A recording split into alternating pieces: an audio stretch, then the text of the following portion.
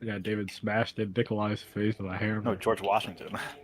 Oh no! In Watt's campaign, all the prosthetics were wooden, so it's like George Washington's wooden teeth, and yeah, that's what. At least that's what Watt said. I thought they were said, ivory. Oh, ivory. Yeah. I just remember people saying wooden teeth all the time. My George Washington trivia is not very up to this. Ivory sounds right. Last time I thought about George Washington was during Shane Gillis's stand-up special, where he's talking about the Washington. They go to George Washington's house, I remember. Why don't we cut down that apple tree?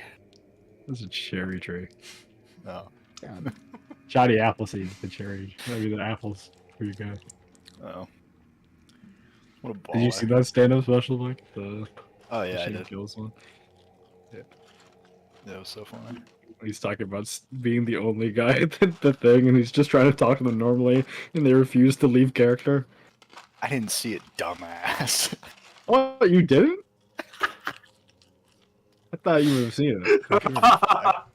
Thanks, No, Jack. I said Appreciate close, it. but not the whole thing. People watch this, I assume. You should watch it, it's good. I don't really like stand-up specials. Like the... Okay, never mind, then don't watch it. Fuck you. You've hurt his feelings. Get trolled. It's been a while. And we're back! Get punked. It's me, Mike. You're getting punked. Ashton Kutcher is right behind you. Ashton Kutcher. Ashton Kutcher. Stanley Tucci. Ashton Tucci. We're live. Oh, hey. All Hey, being stream. recorded for posterity.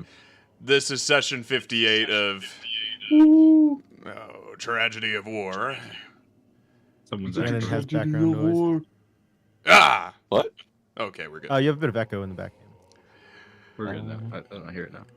Oh, I know why. It's fine. It'll be gone in a second. We will kick it off with a recap of last session. Very important for Matt to understand the fate of his characters. Last time on Tragedy of War.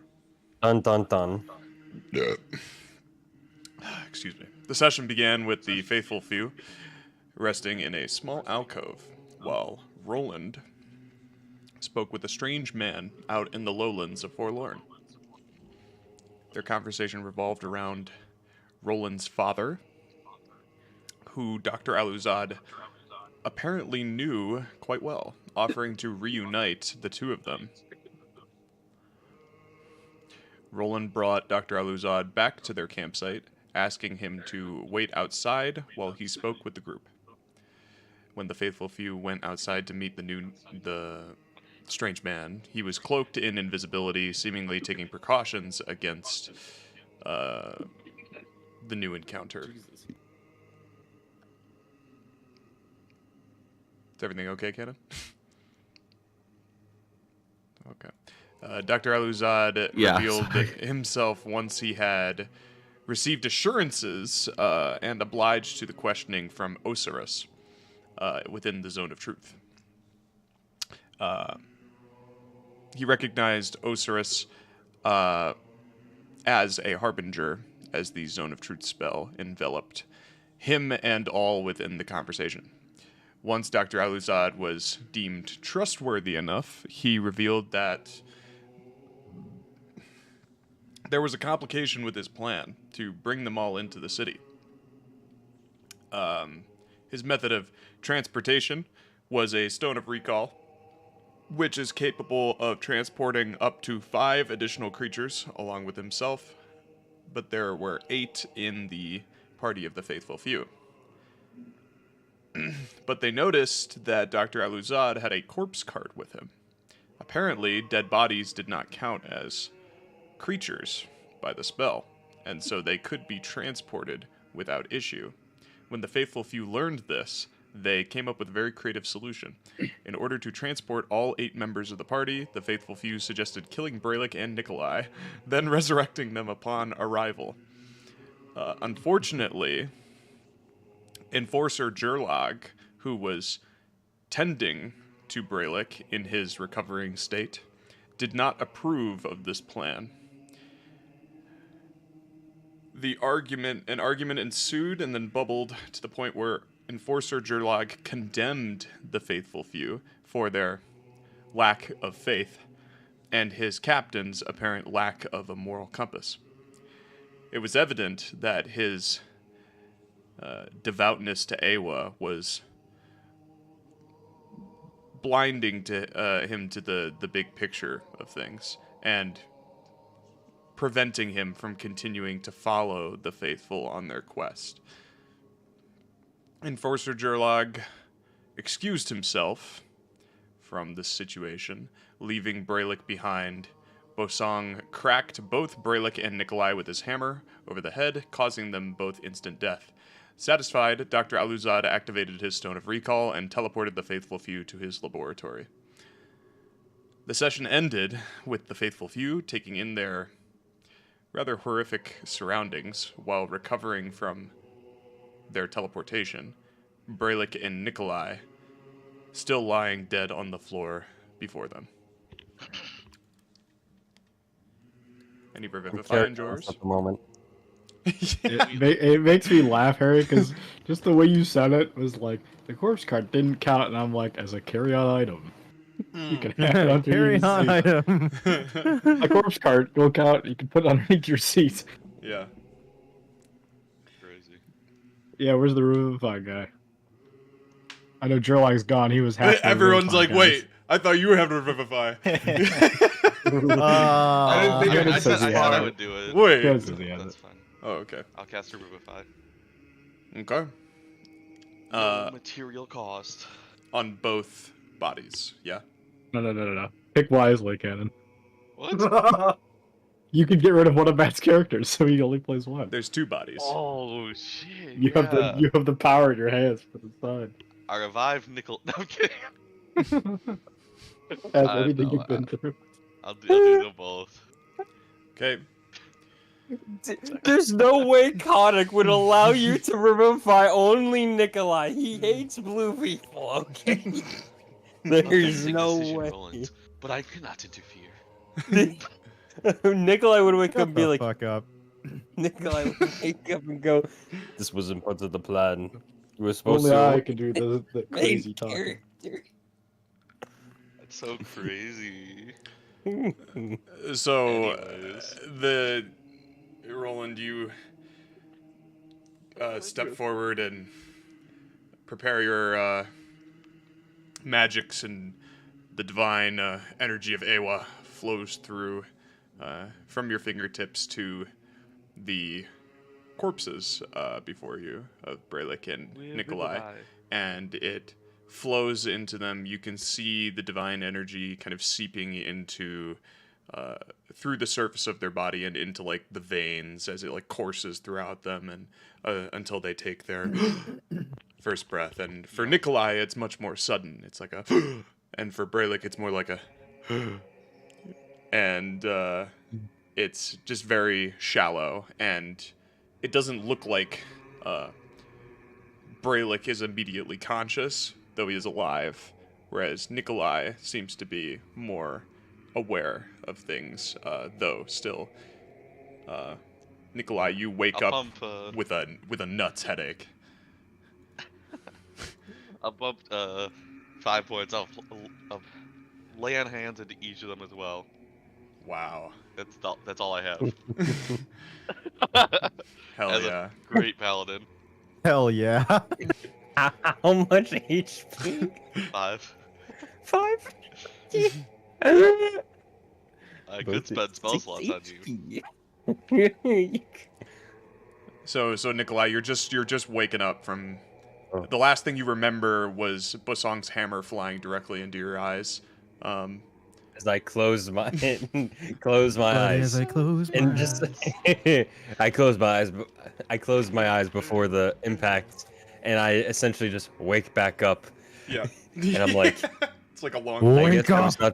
I guess I was not meant to see what comes after, or something is wrong with the afterlife. The last time you were fucking awake, you were on a battlefield. No, he's talking about Nikolai. Oh yeah. shit. Okay. Yeah, Nikolai's. Yeah, Nikolai. Something is terribly wrong with the afterlife. I did not see it when I had passed. Did I pass, or did the hammer not strike? I'm pretty sure you were dead. I do Not have sure a what- headache, so it Pretty sure appears what that got I you. have come back. Yeah, does anyone know if inspiring leader goes away after a certain amount of time? I don't see a limit on it. It If lasts it's the longest? I want if to it's say? temp HP, temp HP. I know lasts a you long can't rest. get it again until you do a long rest, but is there like a 1 hour? Is it just you get the HP till it's gone? I mean, I'd honestly have to double check, but I guess it's. It says next long until it rest, is finished a shorter long rest. Yeah. You get it Oh, until but you you're can't done. gain. Or yeah. All right. Yeah, I will so give they it stick a, around. Yeah, they stick around. All right. Son of a bitch! How dare you? I'll give a rousing speech to the crew. No. Oh my God, he's so Wait, heroic. Just in the. What do you say? I don't know, something about it. Everyone being back alive and ready to fight. I don't Okay. know. That's I just fine. want to make sure that Matt has some HP before he. Sure. What is Will's? Oh wait, I almost forgot. Did you take this Yeah, as a feast? I did meet Oh, Will's yeah. character. I couldn't remember if I did or not. This feed goes crazy. All right. Everyone gets How much everyone temp gets HP? 17 You have a limit temp of how HP. many people you can give it to, I believe. Yeah, it's Choose it's up to carefully, Will. 6. It's up to 6. Who do you want to give this to? Yeah. Everyone, but Which I'll give it to Mike, both back characters, I probably don't need it. Just saying. Jack, and Uh-huh, myself. uh-huh. I'm feeling quite inspired, Osiris. How And much Matt, temp HP is this? 17. Was indeed dare a you. very inspiring speech. Nikolai, do you want to make a religion check about the afterlife? Sure. Have you No. finally see the falsities of your gods, Nikolai? No, Nikolai doesn't want to know. There we go. The grand illusion. They lie. I am curious though. Did I actually see the afterlife or anything like that, or did I just actually close my eyes and then reopen them? You didn't see the afterlife, but Something your is terribly, religion, with your, terribly wrong. what you conclude from your religion check is that you somehow come to the conclusion that perhaps you did not see the afterlife because it was not yet your time, and Umare knew this. Ah, it was not foretold. Obviously, I was meant to come back. I hate you. Everyone Oh, I loves missed Nikolai. You see Khanek just looking at you, just staring.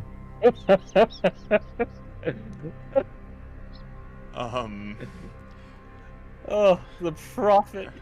And Osiris says some words that embolden everyone and make them feel good about still being alive and together. And evidently now within this I'll have a better speech for when we actually go into combat. Just wanted to within make sure the that kingdom of Forlorn, Well said, Osiris.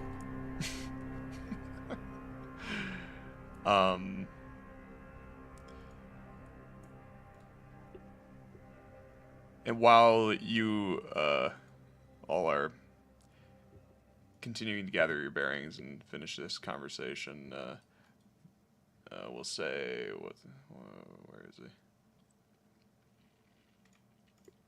Say, Dr. Aluzad walks on over from the workstation he was at further into the laboratory. Still wearing his patchwork hood and mask obscuring his face. Apparently he doesn't take it off even inside. His eyes are glowing even brighter in this dark place.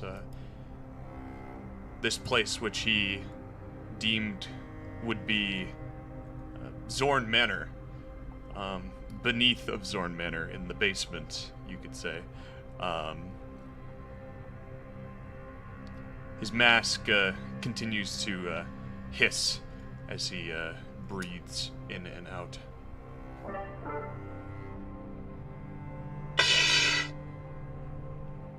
Help me move your companion to one of my tables. And he gestures to Brelikk.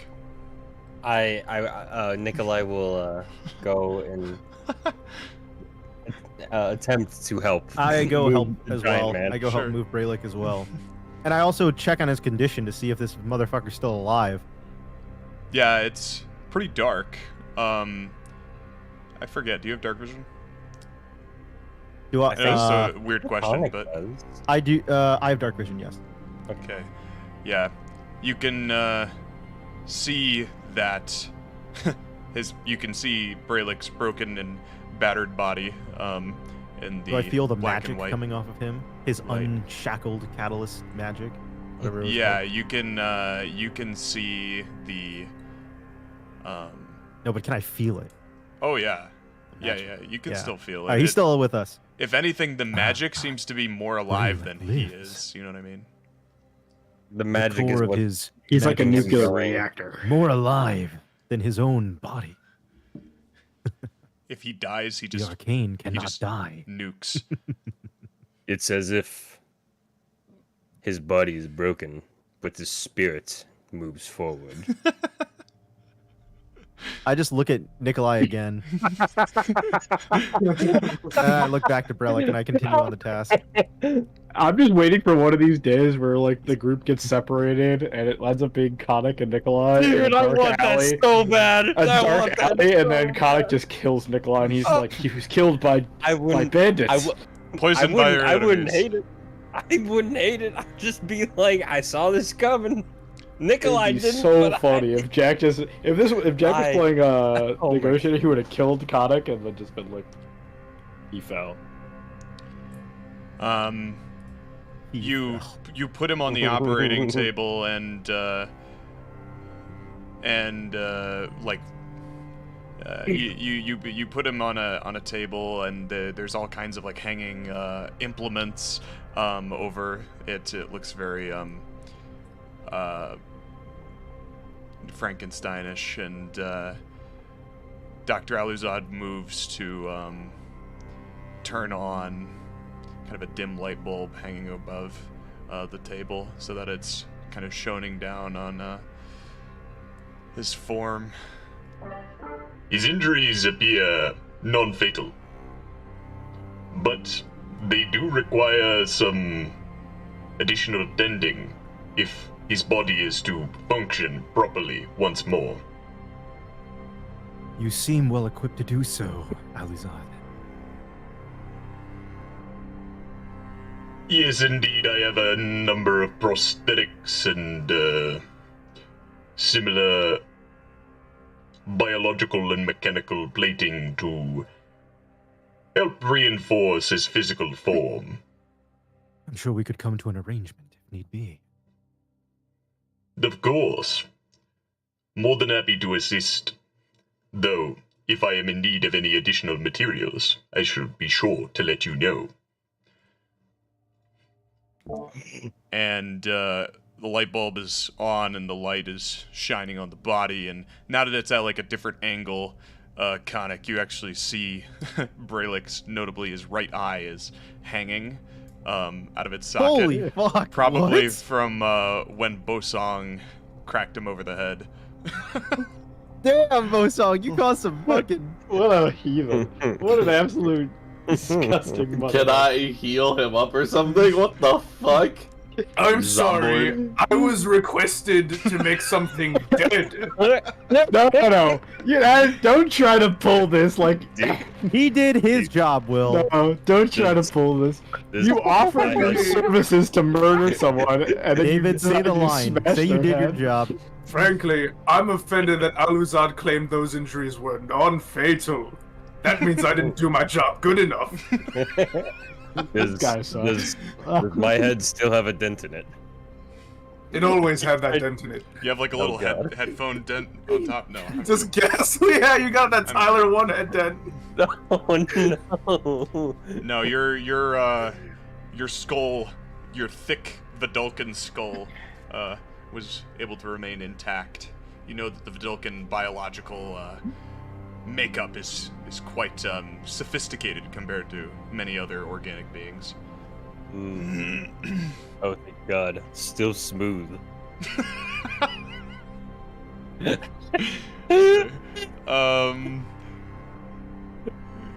And so Dr. Aluzad begins moving to just kind of seems to be gathering, keep making himself busy with acquiring different instruments and putting them all on like a little workstation beside Brelikk, and just seems to be moving around his laboratory. And as he does so, he makes sure to he turns on kind of like a spotlight in the center to help give the room some more light, and you get a better look at the basement that you find yourself I in. cast light on Brelikk. Nikolai cast light on Brelikk. This should help with operating, I hope. No, but of course, thank you. And where's this? I'm looking in the wrong place. Oh, I was. Oh God. Holy shit, this looks like fucking Silco's lab from Arcane or some shit. Whatever that fucker's name is. Singed. Singed? Yeah. Singed?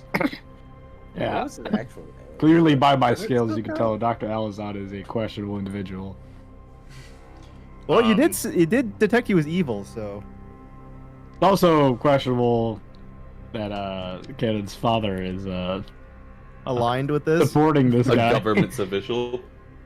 That plus he's supporting this weird fucker it is. Not in Kansas,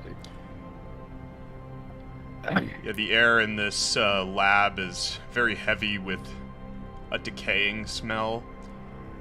There's faint sounds in all kind of corners of the room of these mechanical whirring and like this bubbling sound. There's pipes all along the walls that are kind of glowing periodically with this purple energy, and notably in the corner of of the room you note a large case in which there's this very viscous bubbling liquid in kind of like this experiment chamber, and in the middle of the back wall there looks to be kind of like a metal apparatus that's strung a body across its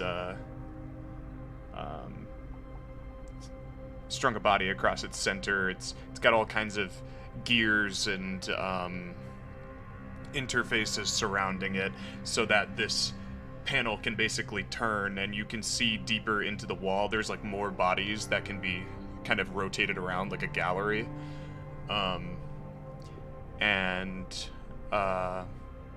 Yeah. Maybe this was a trap, guys. Maybe he's gonna kill all of us and eat us. Yeah, maybe. No, my zone of truth would have detected it. My zone of truth. I'm itching for a fight. Let's go. And Oh boy. while you Check all for are gas. taking in these surroundings, there's you can hear footsteps echoing through kind of the rafters of this basement of the laboratory. You're like a step. Laboratory, Step, DD. clunk, clunk, clunk, stepping across what looks like a catwalk above. And there's a silhouette of a man walking across. My son, you And finally shown up. descending down these metal stairs. The man carries himself very deliberately. And there's this, as if there's like a quiet confidence in his stride. Just like Rolland. And there's a cape draped over his right shoulder that Of course, he has a cape. billows, Oh, just like Rolland. billows with as he steps toward you, and then he is before you.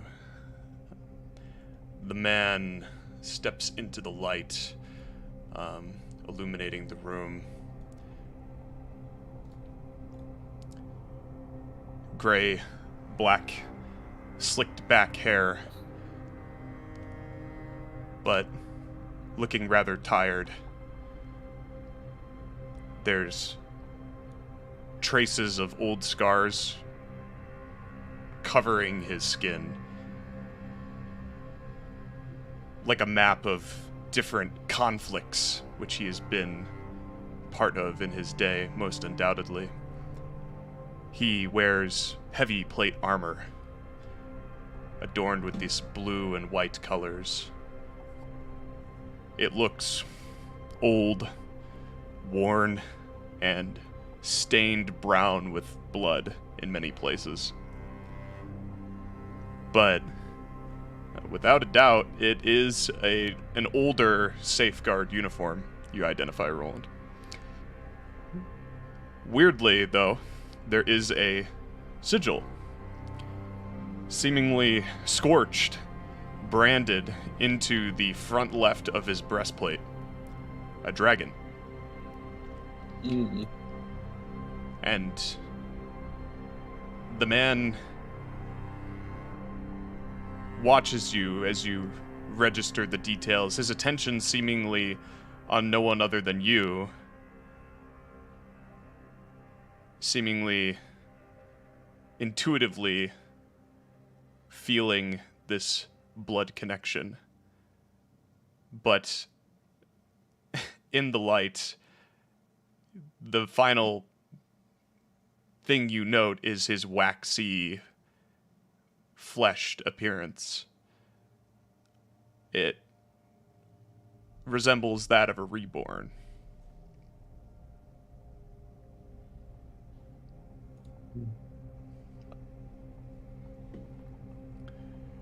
You have returned to me, my son.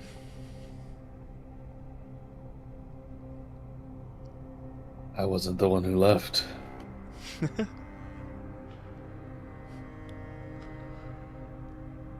Duty calls. Duty.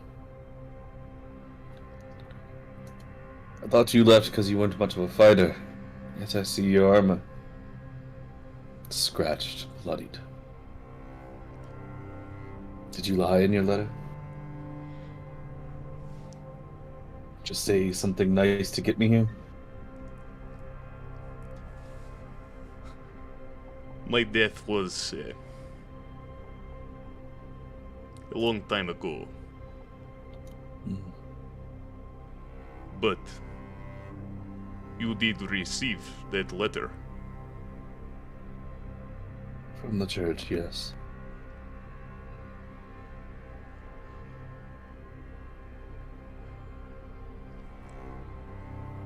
Well, I do apologize. Rolland wrote this letter in lapse in my mind, if you will. It is not.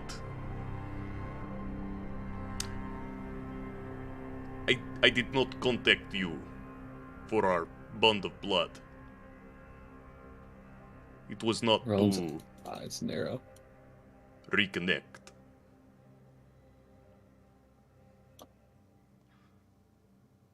It is for another reason that I call you and your companions here. His eyes very slowly shift off of you, and as if like eyeing the other members of your party one at a time.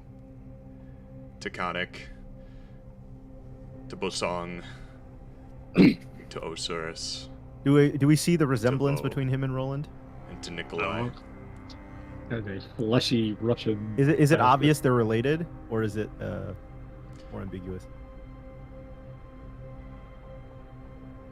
I would say there's some facial similarities. Sort of Yeah, like Rolland if you shares. told someone this, you'd be like, okay, yeah, Yeah. but not like, oh my gosh, they're the same person. It seems like, yeah, like it's like a validating thing. Like, the moment you hear it, you're like, yeah, that makes sense. But otherwise, you wouldn't be able to tell. He does seem to have a very strange accent. But you don't really know how long he's been in the place that he is.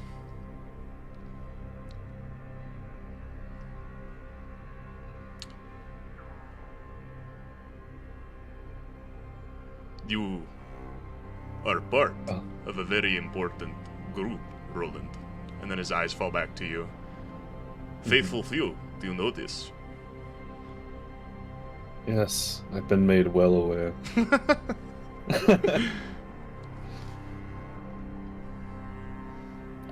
That's fine. To be honest, if it wasn't for our need to enter Forlorn, I'm not sure I would have responded to your letter, to be honest. And what need brings you here, son? Yeah, tell him we're gonna kill us later. Yeah. Shit. I see an issue with our plan now. Shit. Isn't it obvious? We're gonna put a stop to this war. Simply following the chain.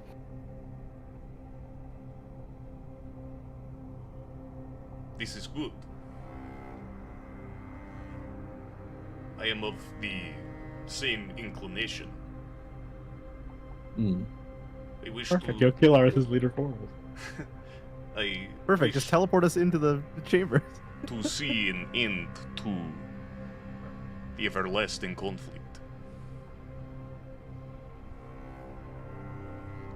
It is what I had hoped to accomplish by our meeting once more.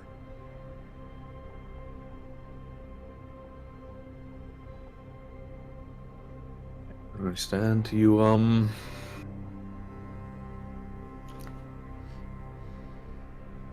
work. You want this war to end. Yet, duty is what called you away from us in the first place. What exactly are you doing here?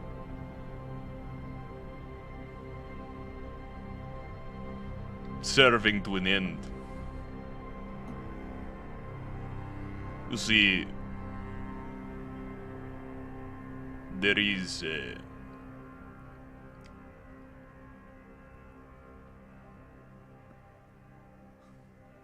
life after death is a rather difficult thing. To return to the world after living a full life does not leave many choices.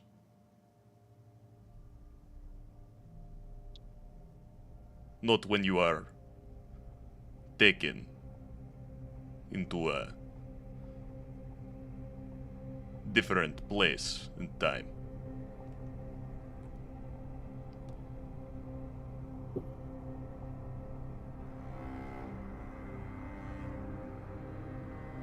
I am not proud.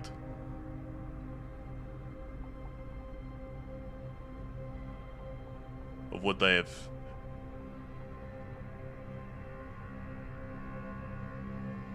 what I have been required to become.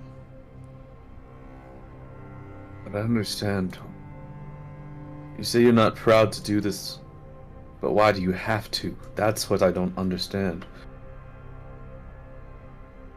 So you're a reborn. So what's against Aewa's code? If it was not on Reborn, purpose. Did you die on purpose? Become this way? They are not so tolerant of such things in Safeguard. To return home after such an event is impossible. From their perspective and from the perspective of the Forlornian government, they do not allow those which regain cognizance to travel beyond the territories of Forlorn. Yes, but that's not all you've done, is it? You haven't just turned. Your friend here tells me you work in the upper echelons of the government of Forlorn. Did you have to do that? Did they make you? His face falls, and his eyebrows kind of, his forehead creases kind of fall into each other more. Or was it part of that duty you spoke of? Rolland's smile fades.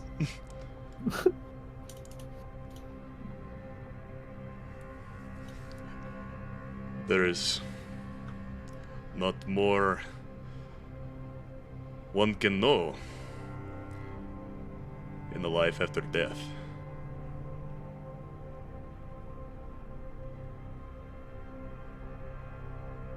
Rather than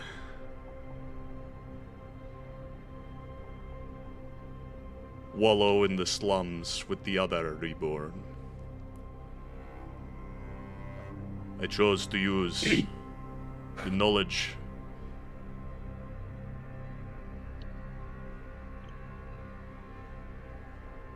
of the Kingdom of Safeguard to elevate myself to a higher status.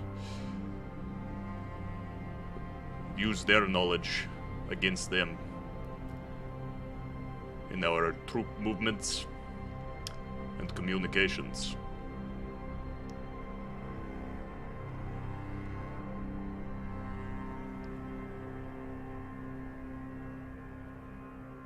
I have not been in your life, Rolland, and you have not been in mine.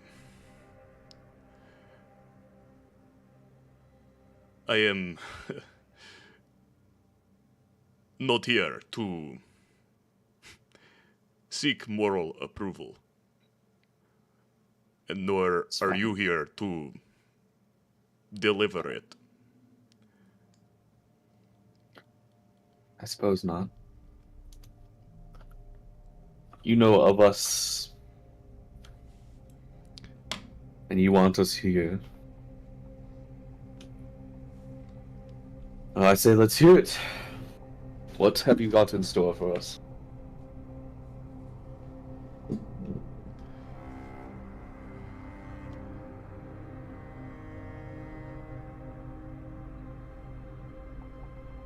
Well,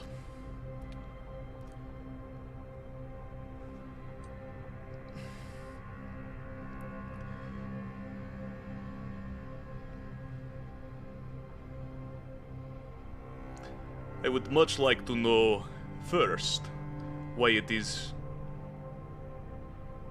your faithful few find themselves in the city of Forlorn in more specificity.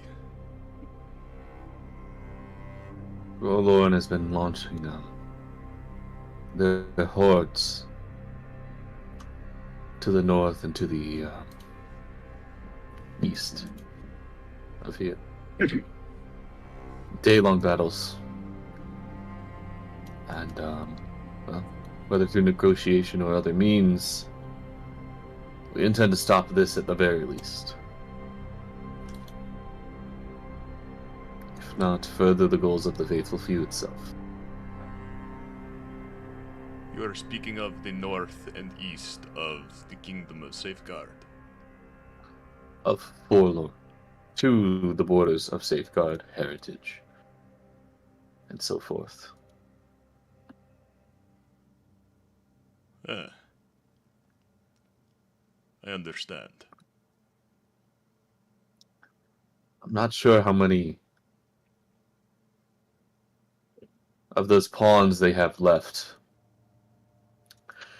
But we fell a few of your risen dragons. I can assure you they are not mine, nor are they of my making. But it is good to know that you are capable of accomplishing such a feat in battle. As I imagine you are, being within this city, going to be encountering a fair measure of such resistance. I assume so. In terms of... He seems satisfied by your answer. In terms of why the Faithful Few were sought out to arrive at my manor. It is, well, a bit of a story, if you will. Are you willing to hear it?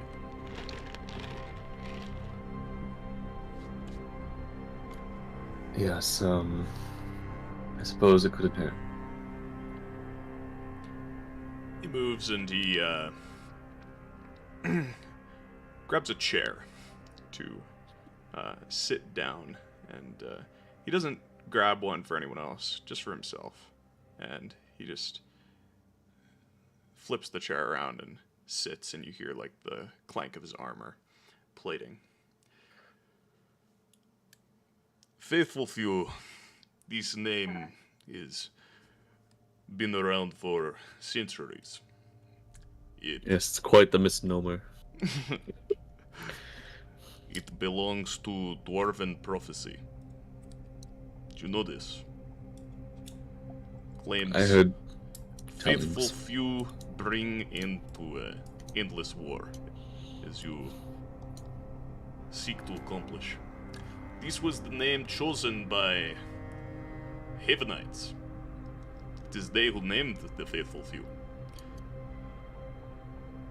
When a group of mercenaries was hired for a peacekeeping mission to Sanctum. You heard the tale of this peacekeeping mission.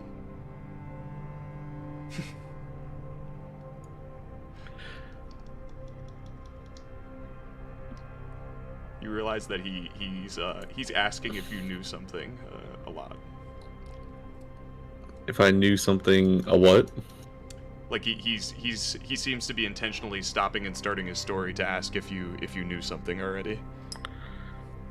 I say like I know it was connected to dwarfs somehow. We've seen Can I artifacts. insight this guy? Yeah, If- absolutely. If Rolland is just basically telling him Would you like me to that zone he truth your father, Canon? To be honest, I don't see how a dead civilization is going to have bearing on us. Well, the civilization, the dwarves, perhaps are dead, but what they have left behind most certainly is not. But that is separate. You see, peacekeeping mission. Yeah. What did you want to insight exactly? Yeah, go for it, dude. Matt. I'm insight because he has been asking, like, do you know about this? Like, is it the way he's like talking to him? It sounds more like he's just getting the info from Canon, having him explain things or something. Like, Oh, like he's trying to fish stuff out of me. yeah, like he's getting information out That's a of phishing him scheme. without actually asking Social about security it. number, please. I'm trying to be Yeah, a Cannon, little I'm your careful. father. Like, I'm Social trying to security, not please? explicitly say we're gonna kill the Dragon King. Like, Oh yeah, but like, but yeah, is he fishing for information? Like, is in like a like. Yeah, is he fishing for information in the, like, you better say the right thing, otherwise I'm going to... oh, I see what you're saying. Is he testing me? Is that what you mean? Yeah, yeah. Okay. Yeah, maybe he's the Gestapo, and he's gonna report you. He's the I'll allow this KGB. inside check, Harry. He God, look at this sick art I found of. He's not fishing per se. What you get from it is it seems to be coming from it's almost like a personality or maybe a communication quirk that he has, but it seems to be stemming from like a place of ego. He's looking for validation. Yeah. Okay.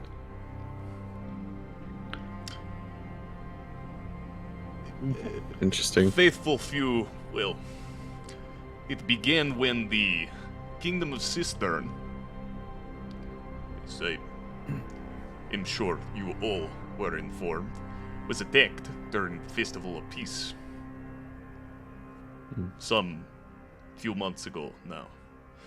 We recall the story Brelikk tells us, everyone in the party. Oh yeah, super cool. The then Prince Enodine, he kind of flicks his eyes to the Harbinger in the room for a brief second, sent a group of mercenaries to protect the towns of Homestead and Farewell from the Evokers of Haven. The Evokers were found to be changelings. This much is known.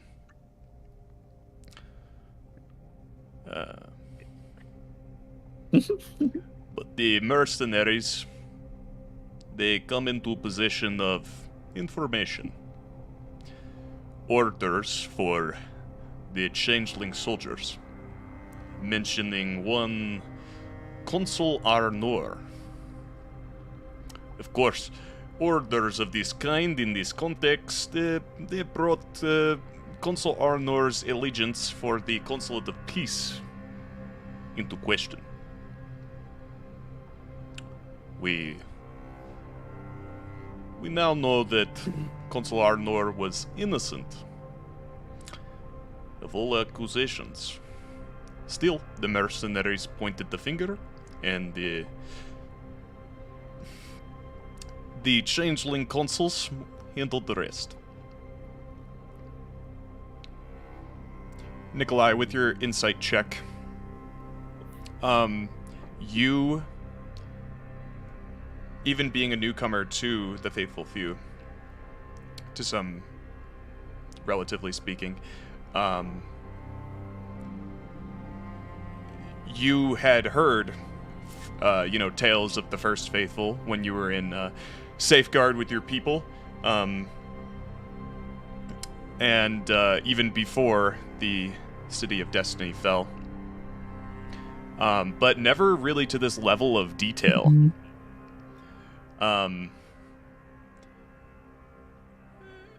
You find it odd that this man seems to know so much about them. And none of it really sounds questionable either. The way he describes this sequence of events is very systematic, and it sounds almost as if he was there for these events.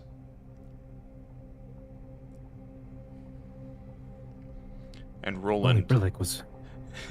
Oh yeah. I just whisper over to whoever's near me. If only Brelikk was awake to verify all these.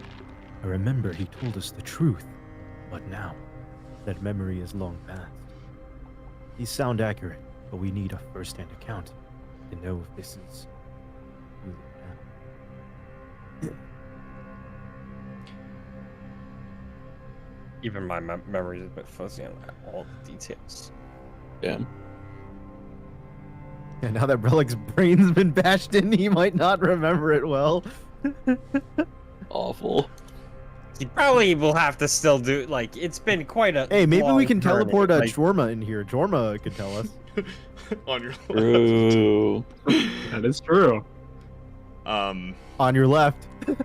On your left. on your left. The you see that the man's face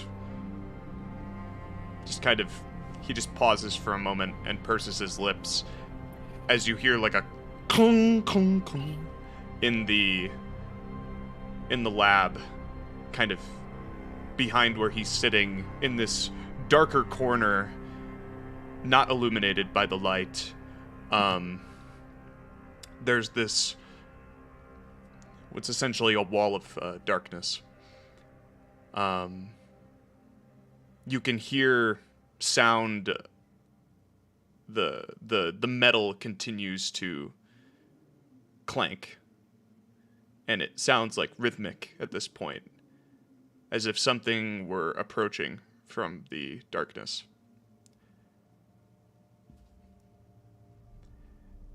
And then you see dim lights whir to life, outlining the joints of a humanoid form. You can hear the hissing of tubes detaching from machinery as the clanking continues louder and louder on its approach. And the figure reaches the edge of the darkness. You can see two slitted eyes flare to life.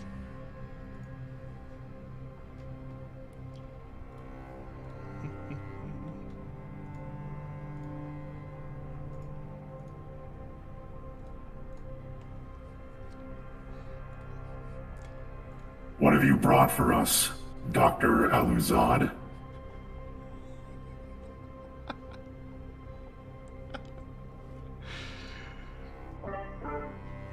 Is this our boy? I hate it here. LUC. The faithful few. Apparently. They don't bear any resemblance to my recollection. Oh, God. Okay, kill me. This is great. Oh, this He fucking guy. evolved well. He's been the same piece of shit since the start. Alright, Bosong, smash him. Oh boy, it's hammering time. They Oh, are we just bias speaking- against people now? Yes. They are speaking with Mr. Zorn on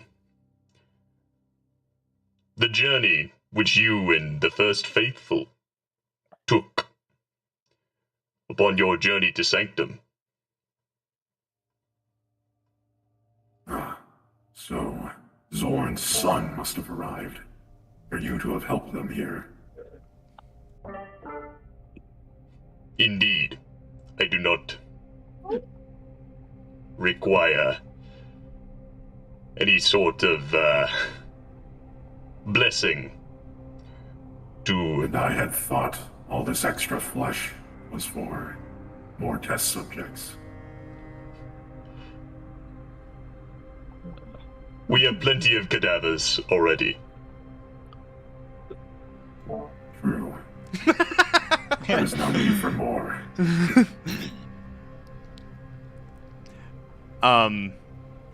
And you hear another loud clank from another dark corner behind you all.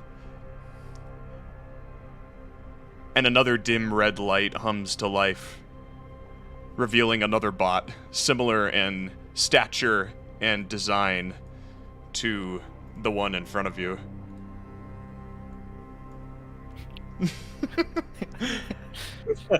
Kind of flanking on both sides.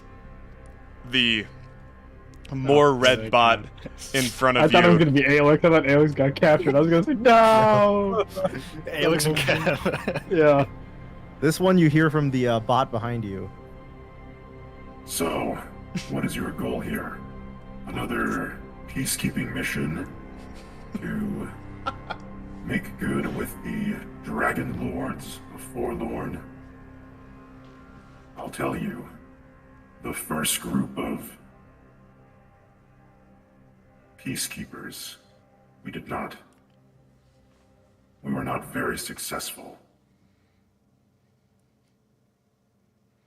Ooh. It's a reunion. Matt's overcome with emotion. Where's Misk? I want to give Misk a nice big hug. Yeah, that's definitely what you want to give Misk. Good to see you and your evil plans, robot. I'm a hero. I'm a goddamn Sorry, peacekeeper. I BC'd for a second there. I'm back now. I will say, I think Brelikk actually would have been like, yes, Haven got bombed. What the fuck? They Sorry, got fucking. perhaps Fuck I should those corrupt introduce ass myself bitches. first. I forget that fleshlings desire Hey, don't call me a certain fleshling. social. My name is Peacekeeper. I was part of the first Faithful, the group that journeyed to Sanctum, and was ultimately unsuccessful in stopping the war. I don't know why, but Jack's voice mod sounds so crisp right now. It is so good. Jack's got a good It's voice like mod. crispy. Like it feels like it in a way. It feels natural too, because like I don't know. I feel like back when you were doing it for Negotiator, it wasn't as clear. It also made sense because There's been a few upgrades. Yeah, exactly. It feels like an upgrade, which is awesome.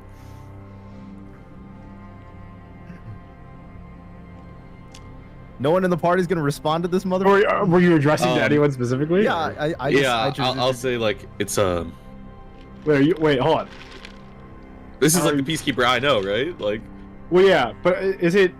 I'm confused. Is Canon? I thought Canon was talking to his dad off I was. on a side. No. And then... No, it was in Oh, front okay, of this is everyone. all in one room.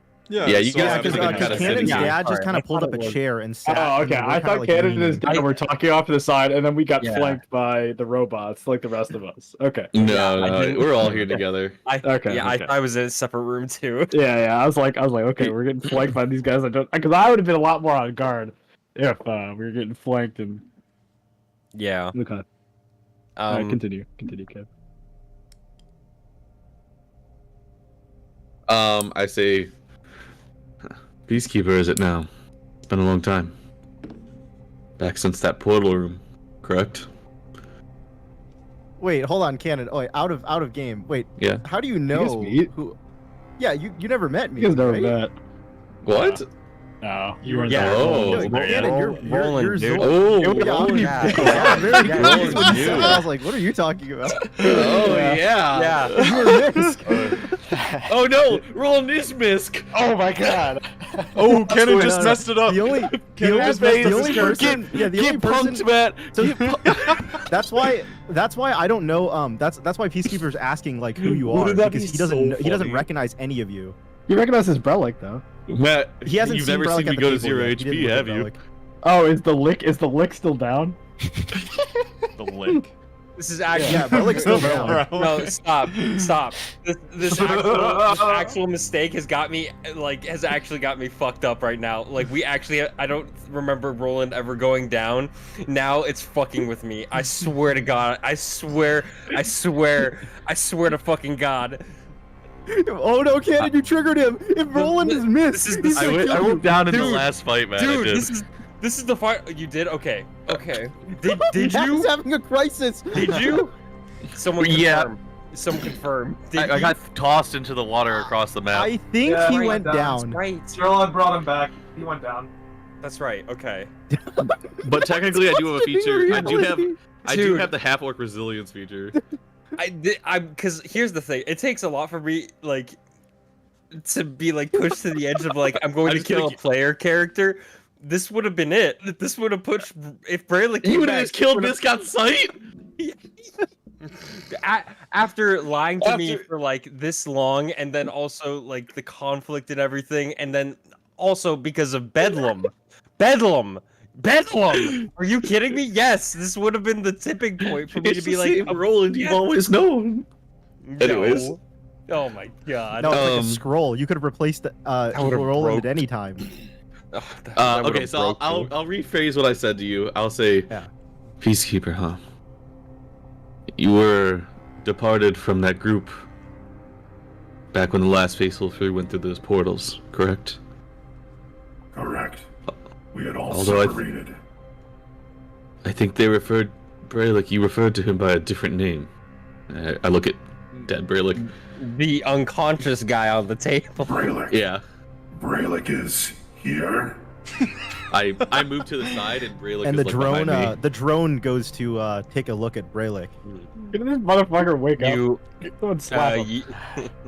Where is the rest of the faithful? Jorma. Misk. Misk and Jorma. Brelikk says that originally they went through the portals together, but we actually ran into Jorma. They were no longer connected by their pact. Did Jorma Brelikk has fulfill his goal of spreading the ashes of Ak. He did. Sentimental, but he did not get his payday. God damn it. It's. I don't care. Brelikk has achieved more than just that. Jorma as well. Jorma has freed the Utali people of the Necronimbus storms. Started rebuilding their presence on their island there. And Brelikk, along with me and, well, some people aren't here anymore, but he retook heritage from an usurper of sorts, and he is now their king. But he's unconscious for days in a battle that took place with his people. The undead. He will regain his consciousness so long as he stays here. Have you been fighting the undead? We have. Particularly Forlorn's nasty risen dragons. I see. You must have grown quite strong. The first time in the mission, when we fought the undead, we were overcome, and an entire platoon died, running across the battlefield, and more, in a cave underground. Even the escort from Haven gave his life to save some of us, who have overcome the undead dragons. It wasn't easy, and we didn't even finish all of the forces before we left. But it wasn't our battle to finish. We had to trust the troops we left behind to do that while we came here. Perhaps you have a chance to be successful in your mission then. You no longer see yourself as part of the faithful. I never saw myself as part of the faithful to begin with. Fair enough. That still lines up, yeah. This makes sense. Well, a lot of things from the past seem to be making a lot of sense now. Coming together. What is your ultimate goal? What is the plan to stop the war? As I had asked before, we had tried to make a peace offering. That did not work. Are you to make the same mistakes of the past and attempt a peace offering, or will you attempt by force? We're willing to do what we have to do. Whether offer threat or action. I prefer force. If Brelikk was awake, Hello, dude. you don't know what he would say in this moment, but you'd imagine it would be along those lines at this point. If you were here for diplomacy, I believe we would be having an entirely different conversation, and there would be no need for any kind of evasion or reframing of the question. Dr. Aluzad, does a strike against the Forlorn leadership affect our research here?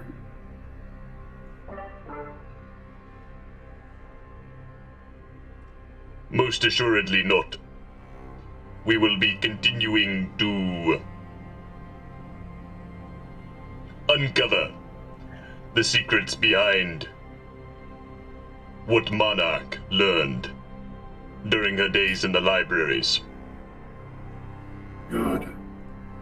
Well, a strike against the Forlorn leadership is a strike against Sanctum, and thus, I am happy to see it occur.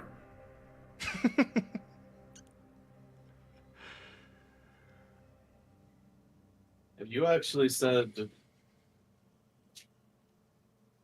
what the full extent of your research here is?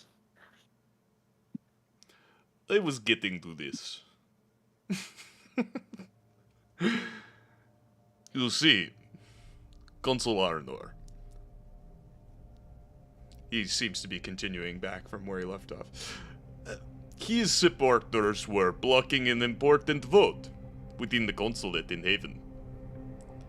This peacekeeping mission was the vote. But it required Monarch to be brought back to the Kingdom of Sanctum.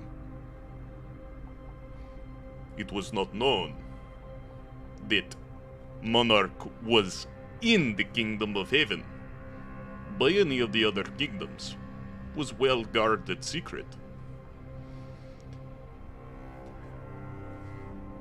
Monarch found herself in this place when she was captured within the Kingdom of Destiny, in the libraries of Tome. You know this. Sure. Monarch was captured from libraries of Tome and taken to Haven. Vough. You have no idea what he's talking about. You don't... These libraries are in Destiny, right? These libraries of Vough? Yeah. You lived in Tome for a long time, and based on the timeline of everything, you feel like you would remember if Monarch was inside of one of the libraries in your town and then was captured. You have no knowledge of this situation. And your mind feels like there's a fog over this information. Like you have this full thought where you don't recall remembering any of this, and then you feel like there's like this fog that settles over your mind, and it doesn't bother you anymore. But it's like there's this itch. Almost feels like you're trying. It's like when you forget something, and then you're trying to remember what it is you forgot, like in the middle of a conversation, and it just keep like you keep wanting to hyperfixate on trying to remember what just happened.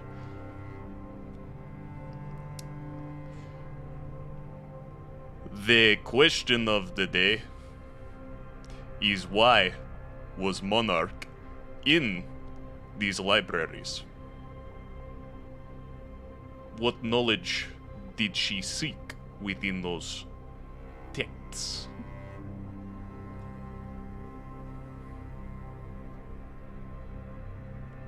These are questions which remained unanswered until I made acquaintance of Dr. Aluzad. He was within Sanctum during Monarch's return to the throne. Before and after.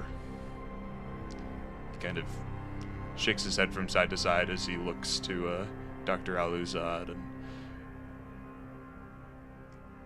he witnessed the knowledge which she acquired.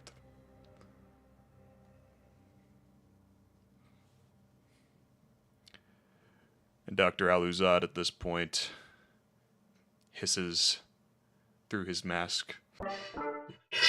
Tools of war. Constructs. The size of a kingdom. Weapons. Of mass destruction, undoubtedly. But they were not only metal in their making. A construct of that size could not be powered by any dwarven means. I believe Monarch turned to Vedalken knowledge of the organic in order to find a solution to this problem.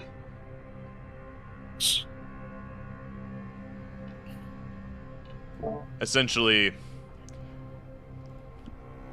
what's being said is that Sanctum's making some big...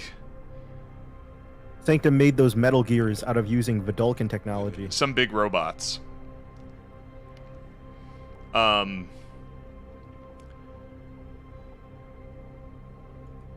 And... well...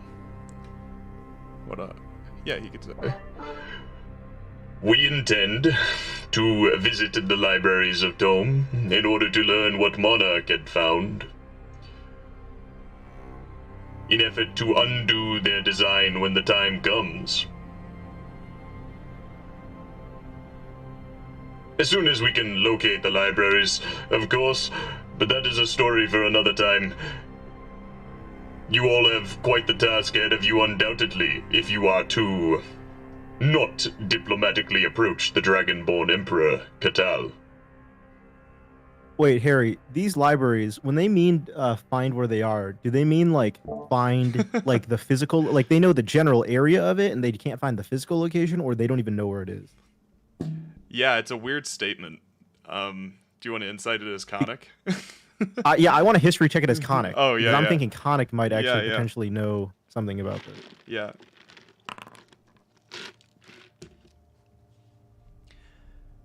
Yeah, so... you know that, within Destiny, there are a few locations which have this hovering magic. They're uprooted from the earth, using what are called navigation spheres. And Tome, especially, is where many important libraries within Destiny are housed. In fact, Tome was almost where the Kingdom of Destiny was, like the capital, so to speak. But then it became, they settled elsewhere, further inland, so that they were further from the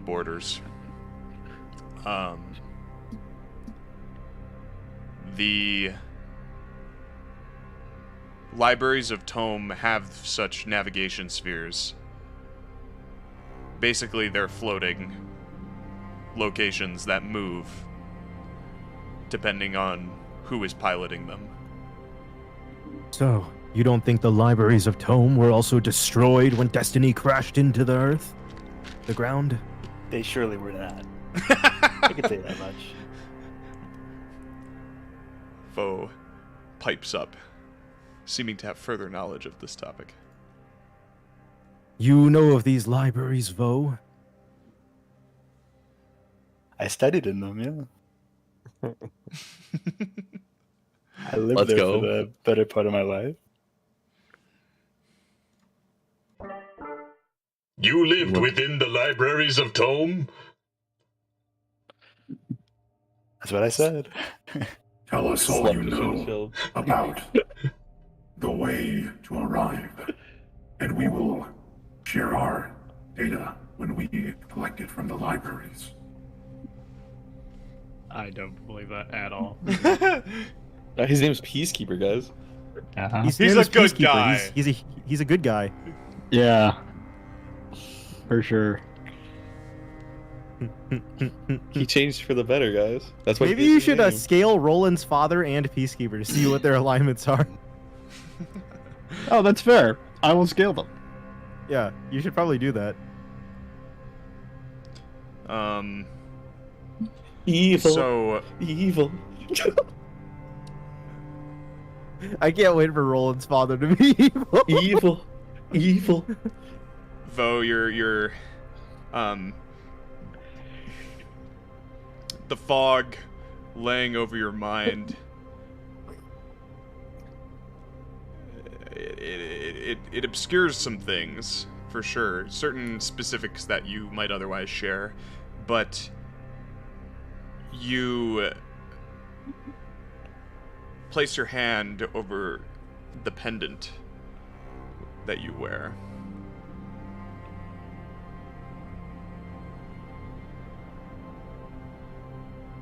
And you feel the libraries of Tome are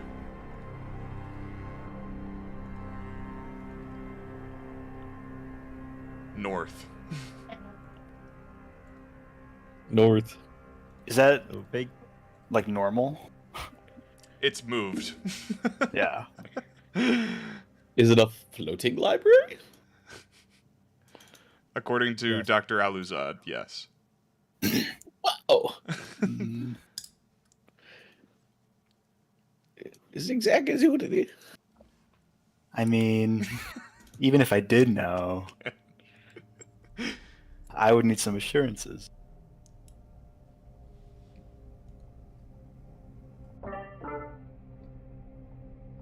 What's it to ya? The secrets to destroying the weapons of mass destruction produced by Sanctum.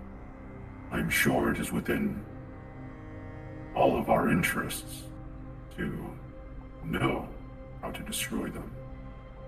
Well, if he is looking for a more direct trade, and perhaps knowledge is what he seeks. We seek knowledge, he seeks knowledge. He is in possession of the Matron's hourglass, Peacekeeper. Perhaps, if you were willing to assist us in locating the libraries of Tome, then I would be inclined to discuss the nature of the artifact you found more in depth.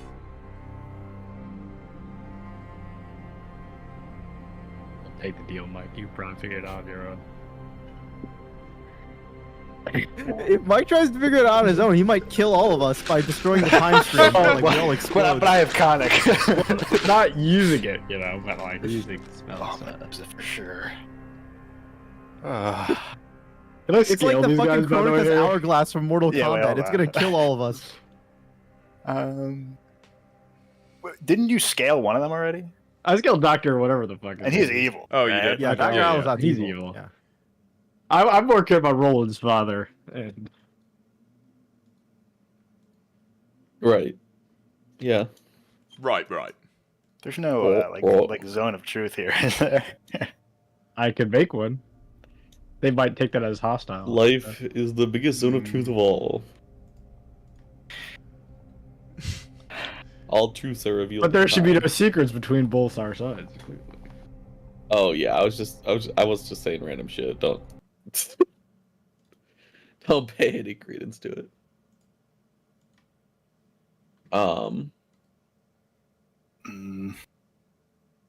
Did you successfully? Sorry. Oh. Something just happened on my computer. You go ahead. Okay. I don't know if I can trust you. Word around the group is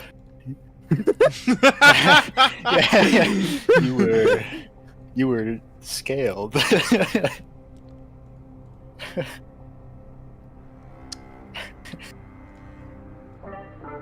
Scaled Is by he a negotiator? Look, the he just looks over Harbinger's, it.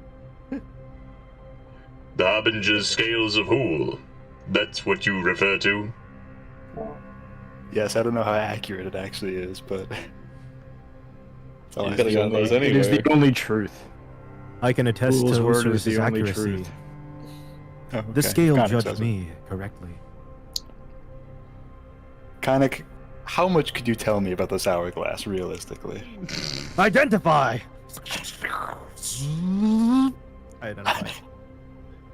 I'll doesn't- use a spell slot to identify it so I can do it immediately. Yeah. How big is the hourglass, by the way? Do I have to hold it with two hands? It's like, yeah, that big. Okay. I take it out of my It's- pocket. What?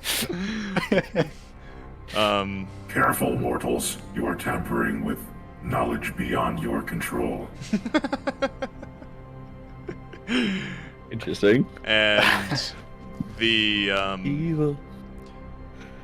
Khanek, as you identify, it kind of like illuminates some of the runes along the top and handles of the hourglass. But all well,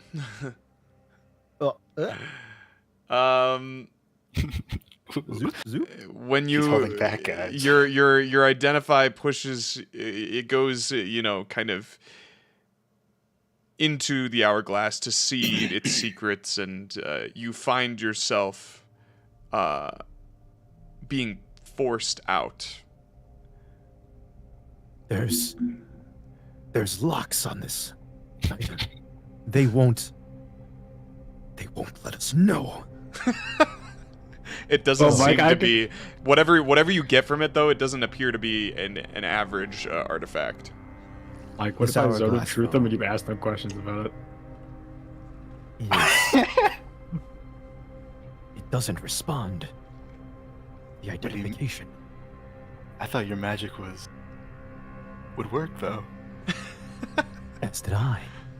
However, whoever created this made sure that those who tampered with it could be wary of the consequences. Oh, wow.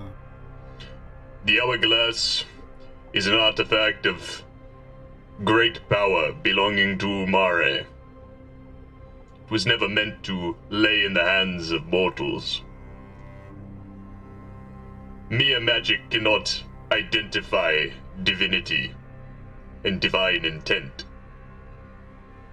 You need the right technology.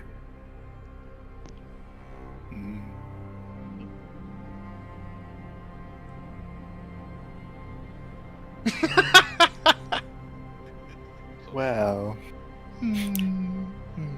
this is something that I'll have to think about. I think you just pocket it or get nowhere. Perhaps, Osiris, you should scale them. Allow divinity to judge upon these newcomers. With I so will much scale. faith in God. I will scale. I pull up my scale and I scale Canon's father first. Yeah, I bet you'd like that. you do so. I heard that's what people do. It shifts down to the evil side. And I'll move it to Peacekeeper. It shifts to evil immediately. Yeah, I know. It goes further down. Arguably, yeah. This doesn't really help your case. The scales of Huul mark them exactly how I expected. Yeah. I don't know what this reads, right? Like, And what is the meaning of such conclusions? If you are to do the same to any individual in Forlorn, I can assure you, you will find much of the same. I don't doubt that at all. Excellent. So at this point, You know, it just tends to allow us to understand, possibly if your ways change from the majority. Does not look Allow like me it. to negotiate. okay. Oh no. If our goals align, then it does not matter if our judgments are different. You can question the truth of our goals, but I assure you, I am no deceiver. And when those in Tome don't accept you into their libraries, what will you do? I am not asking for the consent of those in Tome. We will retrieve the knowledge of the libraries. Well, I don't know where it is. Is Vo lying? Or sorry, insight. Peacekeeper insights. I think it's very obvious that he's lying. Sorry, robot. No. Lucky. Oh, Boom. right. He's Yeah, got I put Lucky on Peacekeeper. what? Yeah, you know he's lying, but Well, don't I gotta check? Yeah, doesn't Mike get to deception? well, if that's how we want to do it, then yes. Usually it's just Yeah, he should- Mike he Are should you get just to deceive. actually trying well, to Mike lie, just Mike, or were you- decides if it's obvious that he's lying or not, but he's already contradicted himself, so Well, he wants to gotta lie, say. so you make him. You can Yeah, have him yeah. roll deception. roll He, deception. he wants. He hits it to be so stupid. Wait, where is it? I have proficiency. I'm so cool. Uh-huh. Where's deception? I can't find it. Oh, here we go. Under D. 12. I'm lying. I think it would have been The better if you fleshling lies. It If you matters not, withhold this- Peacekeeper. We can certainly discuss it with him at a later date. It is not, urgent that we acquire the information now, I suppose. Besides, it seems as though their crusade takes them elsewhere.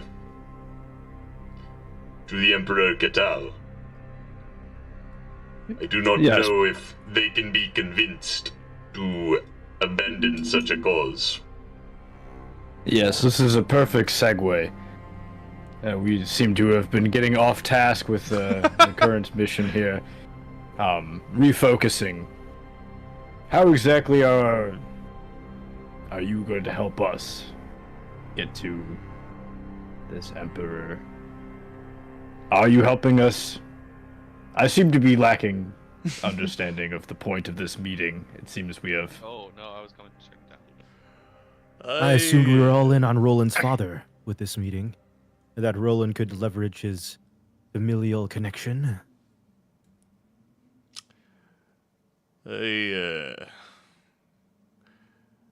Roland's father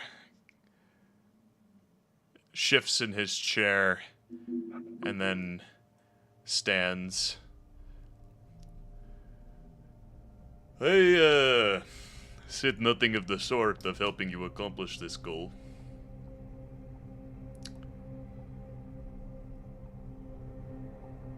But if you hold information regarding the libraries of Tom, it is in our best interest to either change your minds or help you succeed in this task.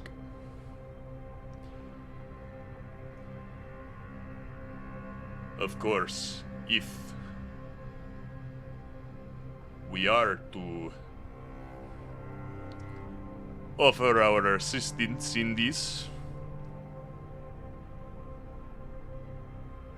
there would need to be assurances of success. It would not be a mission you could fail. You don't want to reveal your hand and be killed yourself by helping usurpers. Very logical. Correct. Of course.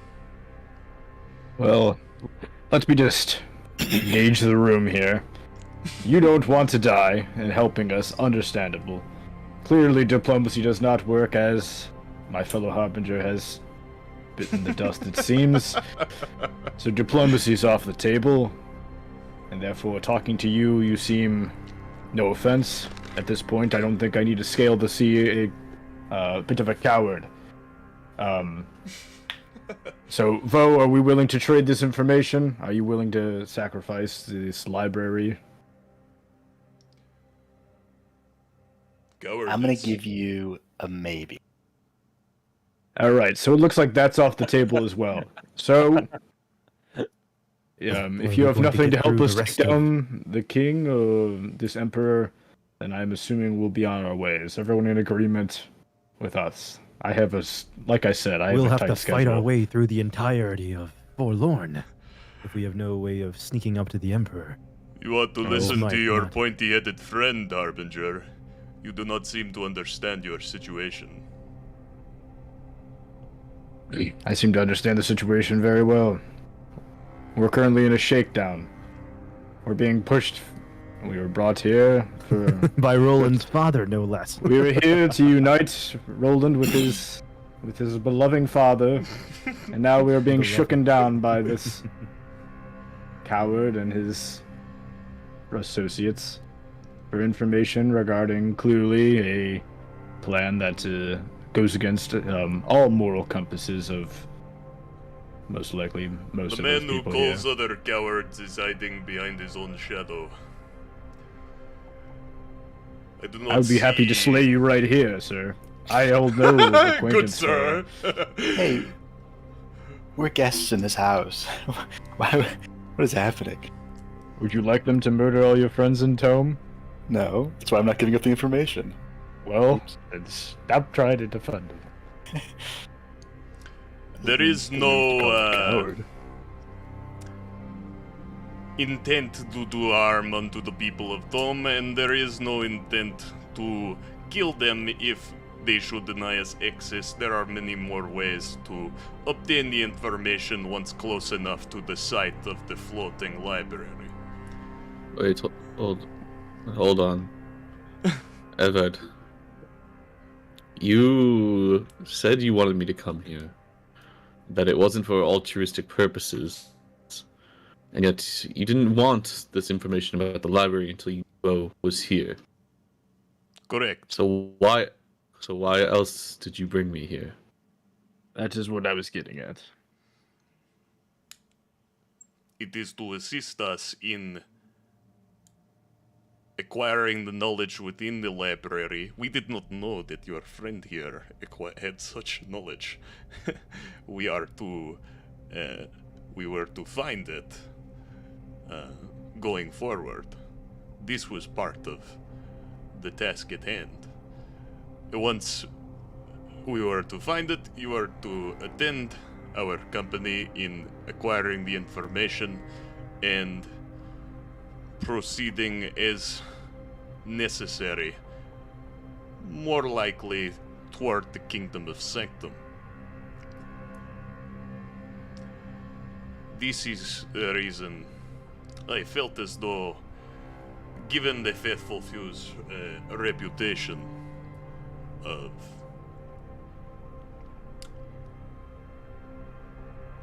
attempting to do the greater good despite moral differences. That we were aligned in such capacity, and we were to show you that this was our intent as well, then you would see that perhaps it was the correct course. Now, I did not know that you were here to attempt diplomacy with the Emperor Catal, or lack thereof. This much was not Not that known. we expected it to work, but, you know. Always good to offer.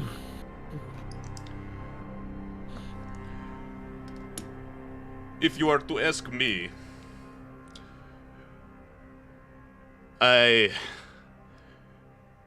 he looks to Osiris.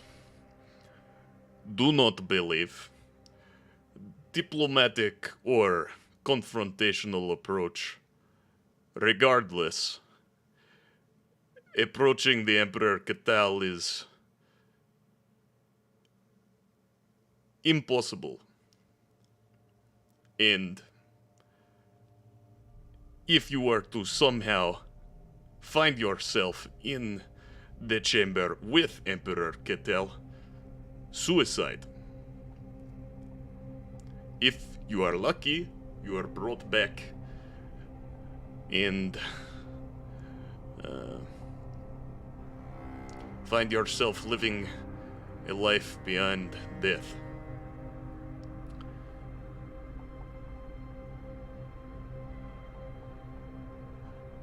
But I do not see the plan as very sound. Then what would you suggest? We were quite confident in decapitating the head of the Emperor. He is a strong word. That was the course of action, and we were planning to take that.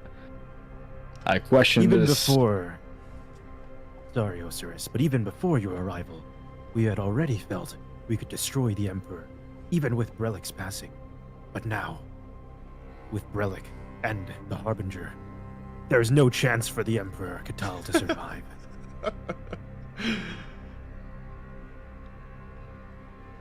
I believe... sorry.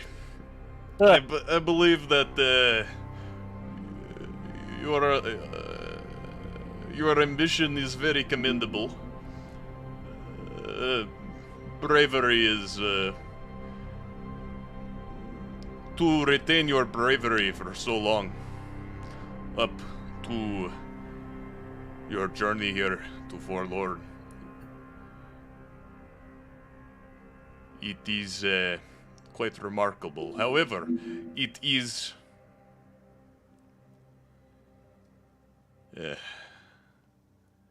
and he looks down a little bit.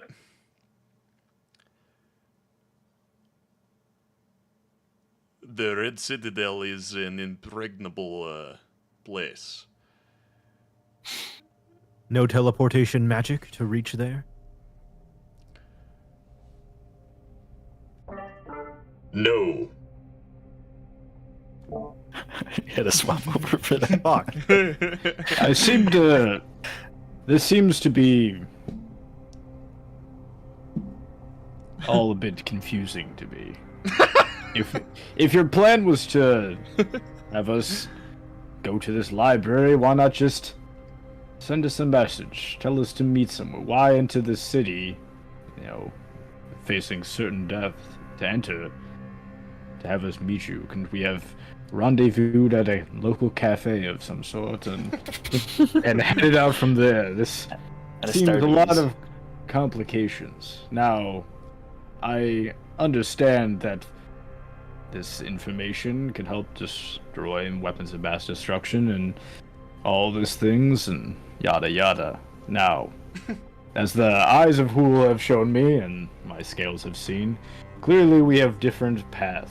Granted, we might have the same goal for now, yet I do not think helping you achieve this information is going to generally lead us into the best solution. I have a compromise, Harbinger. How about if you are successful in your journey of destroying the Emperor, bring this. And I detach a like glowing orb. Sure. Go to the library yourself, since you do not trust us to be there. But bring this orb with you. It will scan information for us to obtain. You worry about the safety of the denizens of the library. However, we merely want the information. And if you journey there, you may as well discover very important things. I would only ask that you bring this with you, so that we may also know everything that is in there. I was a little worried. I'm worried about the patrons. Don't get me wrong, but I'm also worried that the information provided to you will provide dangers in the future. Now, of course, I could, bring a message from your hands to Prince Anodyne and speak it over with him, but just gauging on my own actions here, I'm assuming that that would not go over too well.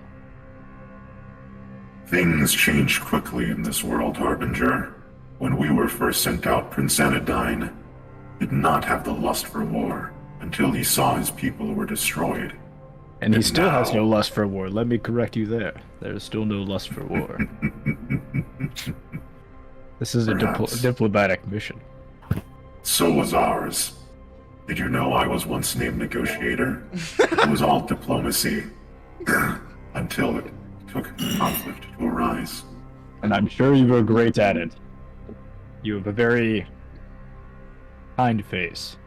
Once you see what Sanctum has created, you may come to regret your decision to not act sooner. As I said, things change quickly. Let's take the orb. If we don't want to bring it in, we don't have to. Sure, as we work here, we'll have more time to get to know each other better. I will take his orb. Okay. All right, negotiator hands you this glowing red, orb. Can add a glowing red orb to your inventory. Sure. Do not be deceived by appearances. I can assure you that while Peacekeeper here does not have the most pleasant demeanor and appearance and social interaction, he has he's aligned with our goals, which are that of the greater good. Now, whether you choose to believe that or not is not truly my concern. Just know that you may find yourself reconsidering. I'll make sure to take a note. Now, as I look to the faithful few, the actual faithful few, not this fake reject. Wow. So is our next course of action to slay this king, this emperor, or do we go to this library? We'll have to find a way to escape this through the city first. It seems as if the information I put air quotes around it, our friends here are telling us, it seems that is not the mission that seems very fruitful. Now, it seems like their goals are more oriented towards Sanctum, but we're in the kingdom of Forlorn. Our closest goal would be to simply kill the Emperor. Yes, but it seems as if that is a out of reach task right now. Now, if we don't believe yourself strong enough to slay the Emperor Catal? It's the whole reason we came here. You're just gonna back down? I feel confident, Osiris, that with you here, and the addition of Bosong, and the continued survival of Brelikk, that Catal stands no chance against such formidable opposition. And what is your plan to get into the city, into the heap? They just said it. Well, I would have no teleportation magic. but it seems we can't cut a deal with them for that. So, Are there any other figure- chairs in the lab? Yeah, there's the one that he was sitting in before as well. Yeah, okay, Bosong's gonna go sit down. Okay, yeah. I'll leave the talking to the main characters. Yeah, it seems that there's no way in, and they're not willing to provide us any way in there unless we can guarantee its success. And even then, that's questionable, it seems. Your Harbinger friend seems to give up rather easily. Pointy-headed one.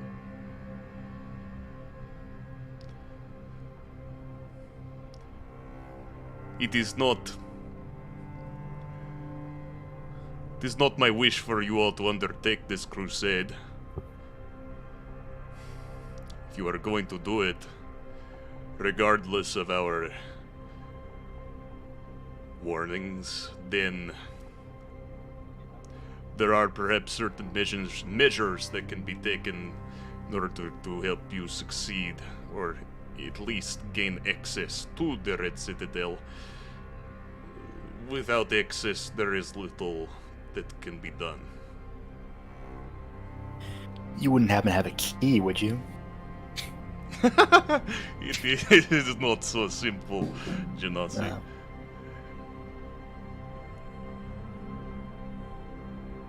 There are a great many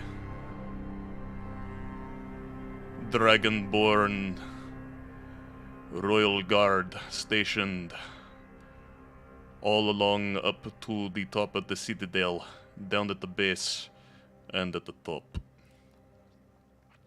all right, guys, we're doing a fighting tower mode in a fighting game right now. True. We gotta fight through every level of these Dragonborn. Siege mission. Well, okay. So, I'm playing the wrong character for a siege. Feels True. bad.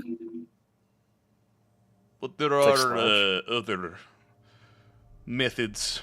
I do not believe Dr. Aluzad has any implements for such a situation. The Dwarven Cube, which we were in possession of not too long ago, it was since left the laboratory, and we do not... it cannot be used to house you all portably to bring you into the Red Citadel. So, what I see as solution is, well,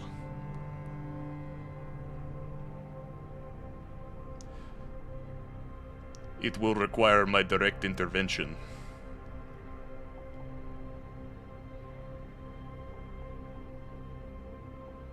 And that would allow us to.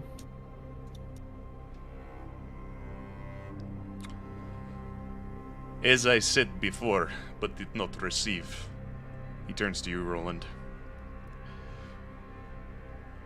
I did not drag my corpse out of the slums to throw what has been established and built on something that I do not believe in to be a fruitful endeavor, a worthwhile investment. For all intents and purposes, it is a poor strategy that we are employing. If I am to assist you directly in gaining access to the Red Citadel, I must have your assurance that you will succeed in this task.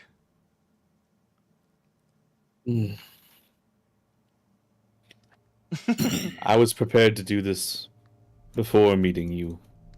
I was prepared to find a way into the Red Citadel. Yes, you could make my life easier, but I was planning on doing it without you. It's less that I can guarantee it, and more that I know it needs to be done. And so I will.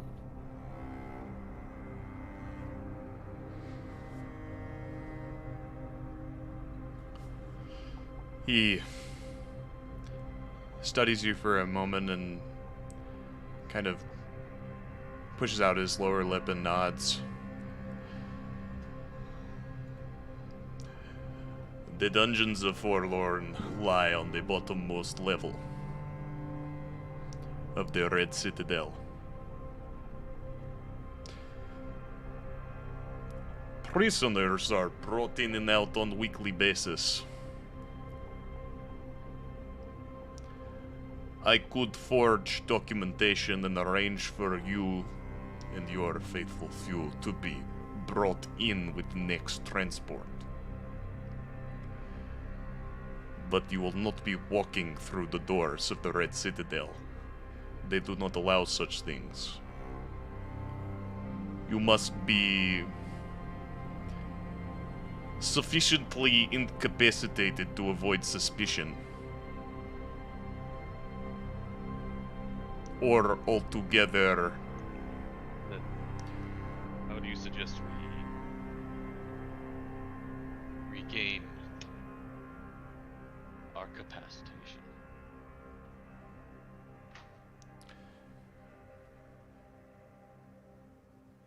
Once in. Well, it can be applied temporarily to your bodies in order to pass through the front doors. Past that,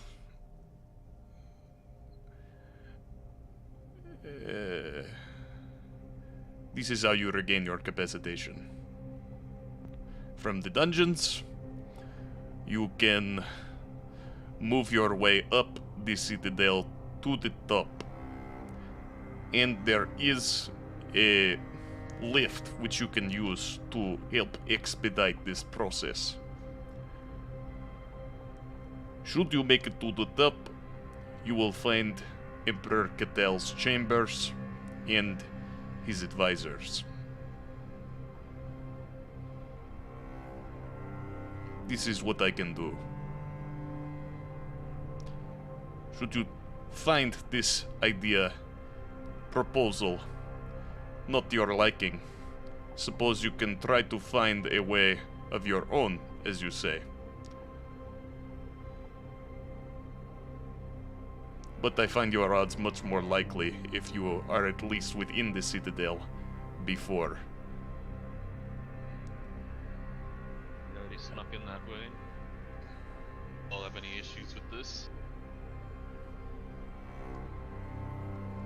It seems viable. So are we trying to slow down their power here? Like, what is, like, killing them's not, we can't, like, put in our own, like, government officials, you know? So, like, in Forlorn? Oh, I see what you're saying.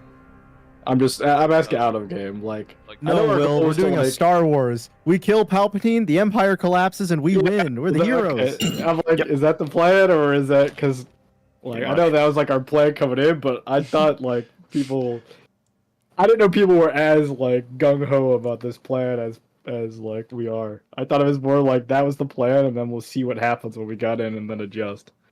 But it seems like that is the plan. Yeah. Nobody's said otherwise so far, yeah. Yeah, that's what I was saying. I was saying, like, the potential... Yeah.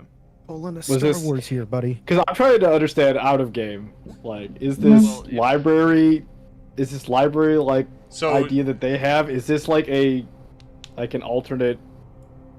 They have a true ending. So I think we're looking at the mission slider difficulty right now. I think this it's is... not even difficulty. I'm just trying to understand, like, is this another option that we can do that's going to lead to an outcome that deals with Forlorn, or is this, like... I'm just trying to, like, gauge it. I think I might have confused you with characterization. Basically, I don't want you to choose, like, the option that metagames you to the... Like, he thinks it's doubtful that you'll succeed because he's him. You know? So, like, he's saying these things because of his perspective of the situation.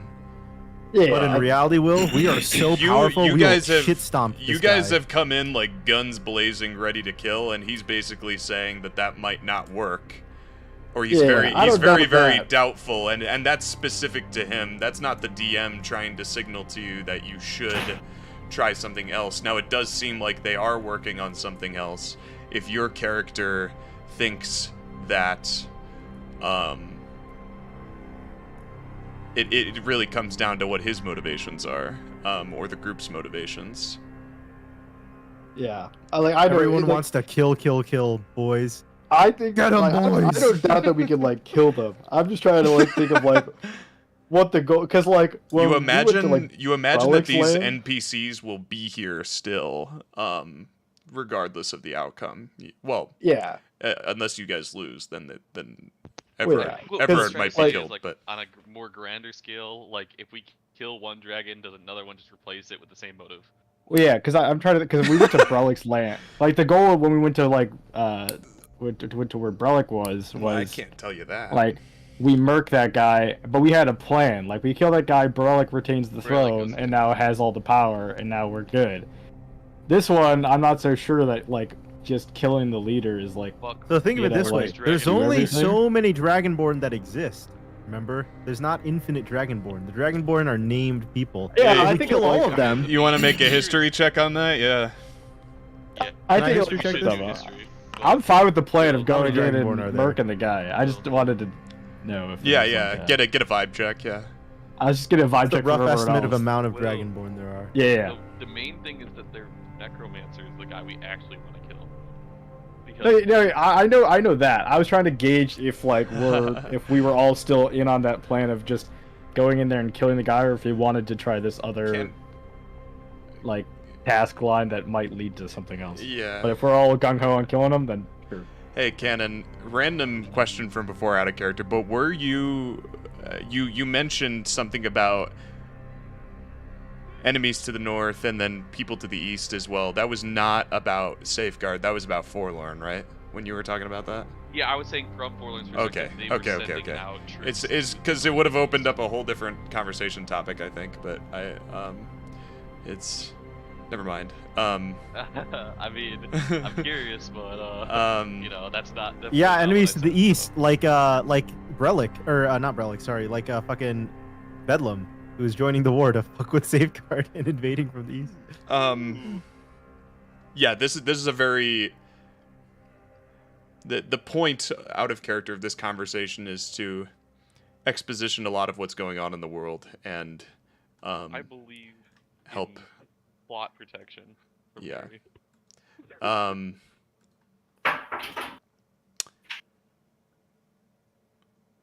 Khanek. I don't think Harry's gonna like fuck us over with a level of realism where it's like we go. I don't think Harry's gonna make it so we waltz into the Dragonborn lair and then he says die and then we all explode. Hey, but what if I did though? Okay, Khanek. That would be so funny. You guys. That would be the greatest Awad D&D moment like ever, where he's like, "Yeah, what the fuck do you guys think was gonna happen?" And then I you go, walked into the Dragon and that's King." the tragedy of war. And then I hang up the phone. Then I hang up the call. Okay, so That'd be the greatest Awad moment ever. Khanek, in your assessment of how possible this really is, you start to think about the Dragonborn lineage and how it has been. Because my assumption was that there's only so many Dragonborn, like there's probably less than 20, and we've killed like 5 of them already. So if we just kill another 15 Dragonborn, and including the strongest ones, they're fucked, right? The truth is of the histories is that the number of Dragonborn remaining is undocumented. However, there have been many rumors, like seeing a Dragonborn is like a very rare thing. I tried to make that like a really important thing when you guys met Mulka and Cistern. They're like basically an endangered species. Only Parker's character was here to tell us. Yeah. I know. And Not Ak, the Dragonborn. Ak. Oh, that one. Yeah. Yeah. I need him to say on your left while we're fighting the Dragon Emperor and he joins the call. But based on your own estimation, like your own summary, your own conclusions of the various, which is super accurate, by the way, the various texts that you've read and from what you've heard in the real world and your own observations, most importantly, your own observations of their my own machinations and brain, your own your own assessment of their nature in the world and their position in the world is that there can't be more than you don't imagine they're in the triple digits. You imagine that they're somewhere in the double digits, and it's probably the low double digits. From what you've heard, most of guys, Forlorn my personal estimate is there's like 20 Dragonborn, and we've killed a quarter of them. Most of Forlorn is reborn. Like, that's what it is now. Now the governing are Dragonborn. And they're pussies, guys. And guys, Okay, so we systematically kill every single governing. We just no diff. Genocide, no diff. We kill these fuckers. Killing the Dragonborn that you did in the battlefield very recently was obviously very unexpected. Like, they were carrying some serious stuff, you know, with that hourglass. Yeah, they had the fucking hourglass. Like, this is like a god level Dragonborn. Guys, you noticed one of them was a reborn Dragonborn. So while there are fewer Dragonborn remaining, it would appear as though they are using necromancy on their own kind now, which is a huge ideological. Wait, is that a huge taboo? That was like illegal, right? Yeah, that's like an ideological shift for the Dragonborn, because they never used. Desperate. And yeah, I believe you touched on that with Mulka a bit in your when he was monologuing and you were talking to him. Yeah, he said we don't like use necromancy. We don't use necromancy on the Dragonborn. However, your experiences on the battlefield tell you different now. You don't deny. Guys, they're literally so desperate. You don't deny what Mulka told you either. Like, he seemed to vehemently like believe that was wrong, and part of you wonders why he was off in this side lane land all by himself in the first place. Anyway, Mulka is gonna help us fight against the Dragon King, guys. So, couple get us in the palace. I guess. Is this plan acceptable? It's the only one we got. What's his plan? What's it like in layman's terms? We have Dr. Eluzad here. Incapacitate you. Oh, no. I coordinate for Forlornian officials to take you into the dungeons of the Red Citadel. And from there, the incapacitation wears off as per Dr. Eluzad's prescription. And then you work your way from there. This is what I can offer. I like it. Oh, this plan sucks. We're putting our faith in fucking these guys that we don't know who are fucking evil fucks. You hate these guys. I have to put my life. I have to be incapacitated and have them like transport us and trust life that they're in not. negotiators' hands. Yeah, this is a fucked plan. What else do we have though? Not do this plan and do a different one. All right, what's the different plan, Osiris? Alright, what's the different plan, yeah? Go off, King. We fucking find our way in a different way. We just go walk in, try to scout our way in. Are you guys telling me your guys' characters are good with this? I know out of game we're okay with this, but you're telling me in game. In game, my character thinks that, man. Okay, not you. I don't care about you. Ball. I don't care about you. I don't care about you. My character's feeling a little self-destructive right now. Perhaps. Fuck it, we ball. Will, you're in a party of fuck it, we ball people, bro. I mean that seriously, by the way. He notes the he notes the hesitance in your expression, Osiris, and he looks to you and says, "You should know, Harbinger. You're the member of your order. He did not actually make it into the city. He was stopped at the gate. this is the difficulty we are dealing with here. If you are to leave this manor, you are to need to remain unseen by any of the inhabitants. If a reborn sees you, they are likely to report you to officials. Or risk punishment, as punishment in Forlorn is not delivered in death, it is delivered in much worse facets. Probably undead slavery or some shit. He offers you a knowing look. He's dragonborn.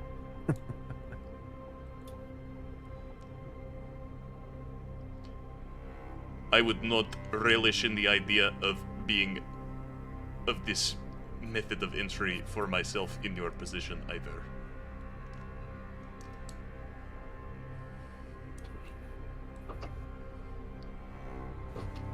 I say we do it. Vough looks excitedly to the rest of the party. I'm willing to do it. I want this over with. Bosong is currently asleep in the chair. He's in. But what'll happen to my stuff? Bosong will take it. Brelik's still asleep, don't worry. No, he has the hourglass that they can yoink off of him because they want it really bad. There's another reason why I don't like this plan at all. In terms of your positions, he looks over to Dr. Aluzad. Did the bag of holding time, gentlemen?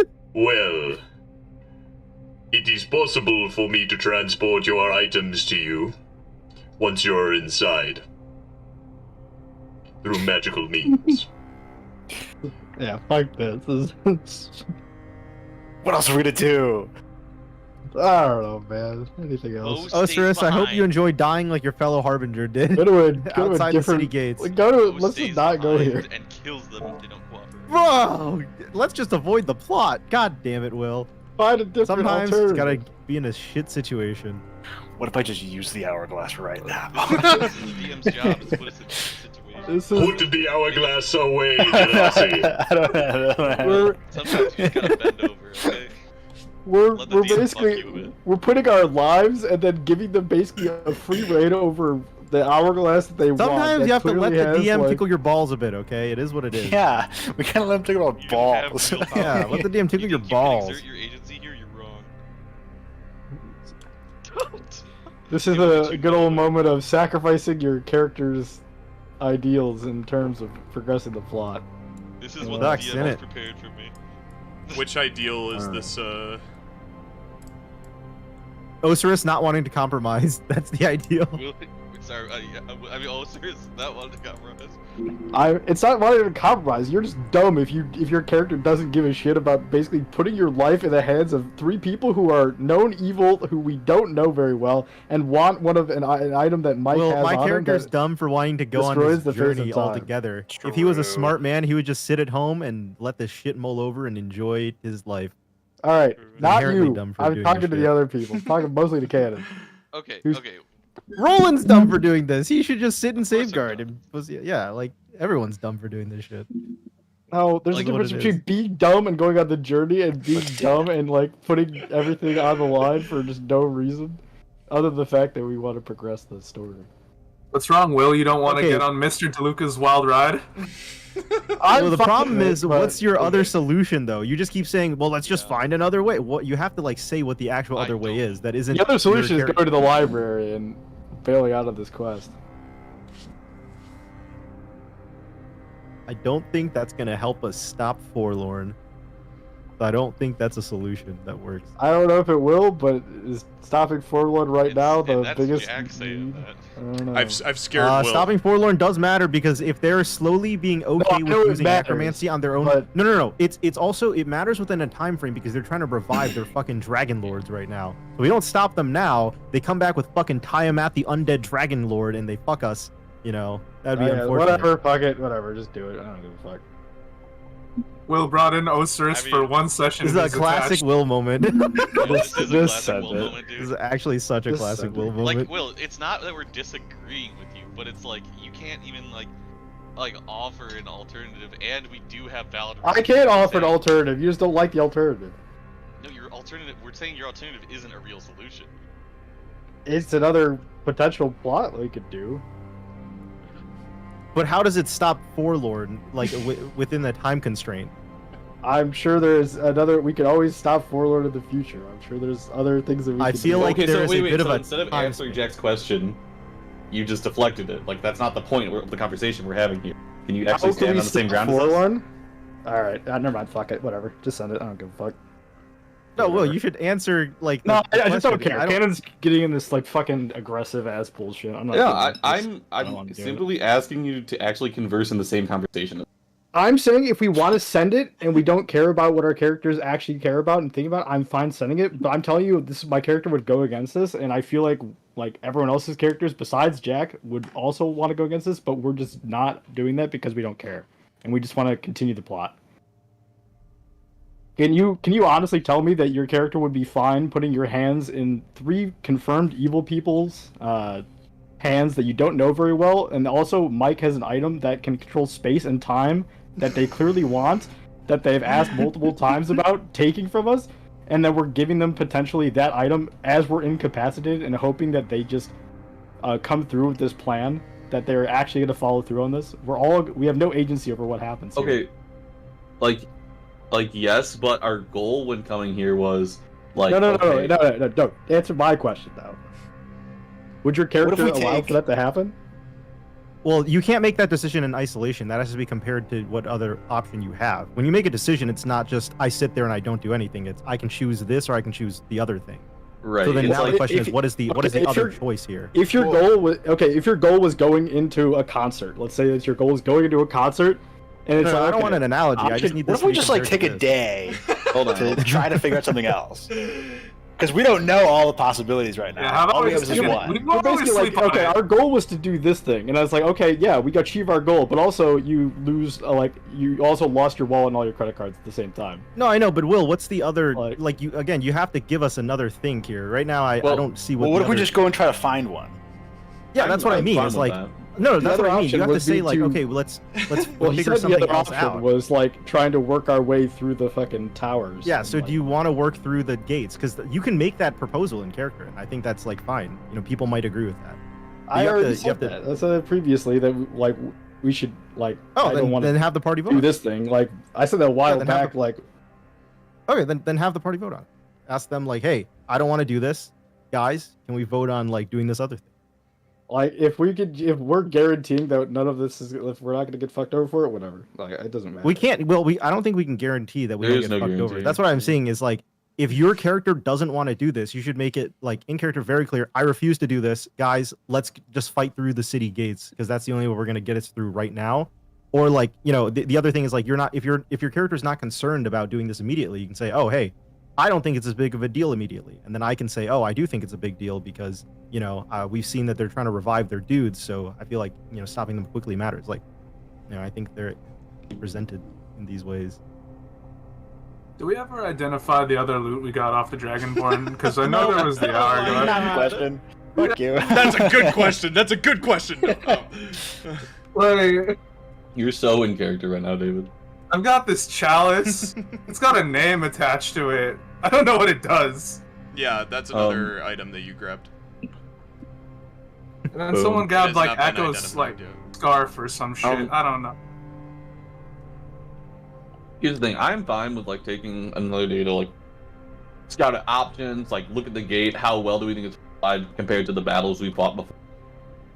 I Yeah. think that Yeah, we don't have combat-wise, to- like it's like we can make it a guess that it's going to be a lot more difficult that way.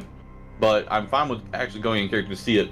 The issue is that we actually don't have free will to roam a city, because if a reborn spots like a living person, then, like they said, like that we're gonna get it's like a stealth mission entire city. Which here's the thing, there are magical means to help you all.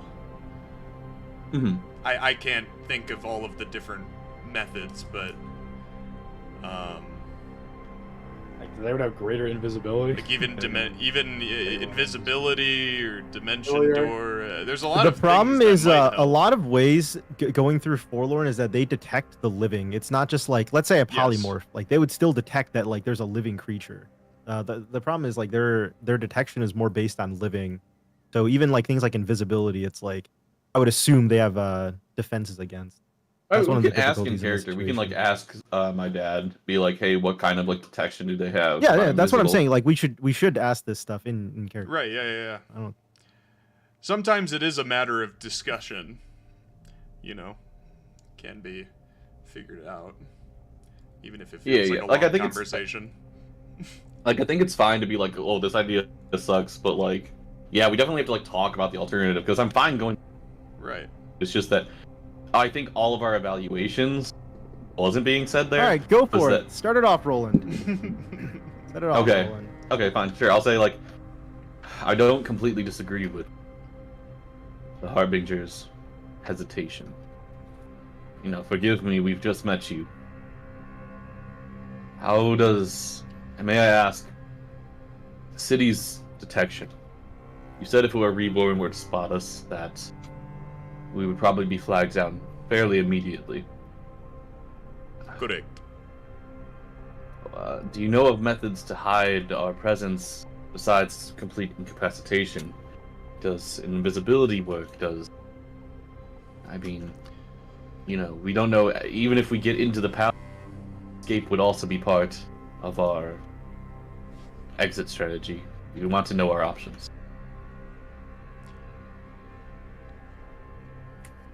Is for detection. Yes, Reborn will see you. Assuming Reborn see you, they will report it, more than likely. For Dragonborn, it is not a matter of sight. They are able to smell the living. They have keen sense. It sticks out in... overtakes permeating smell of decay. Sticks out, in other words. So all it takes is covering us in dead bodies. And we can sneak through. Smell and sound. Dr. Eluzad has found for himself a method by which to obscure the heart rate, the heartbeat to a Dragonborn. Assuming you are invisible, out of sight.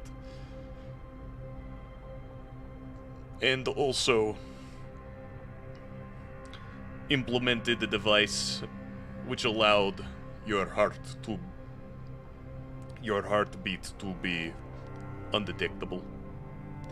And, as you say, covered yourself in the decaying flesh of cadavers. Then you can... It is possible you can enter without incapacitation, yes. It would have to be during a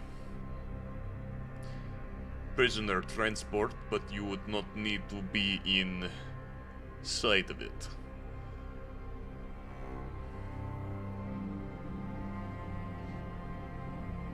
These are additional ways of avoiding detection. However, I do think that these additional ways are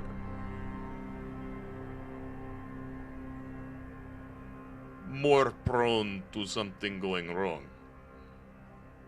Sooner than you would like.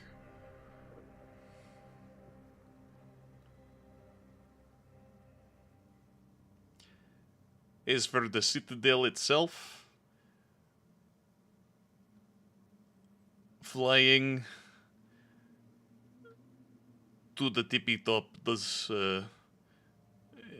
it is also a questionable strategy. At this point, he seems like he's trying to brainstorm what other information you might be looking for in terms of approach. There are the Royal Dragonborn Guard who are stationed around the balconies surrounding the citadel all the way to the top.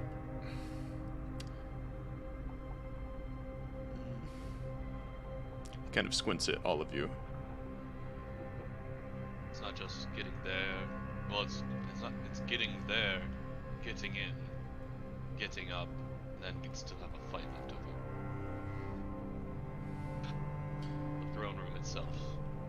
Correct.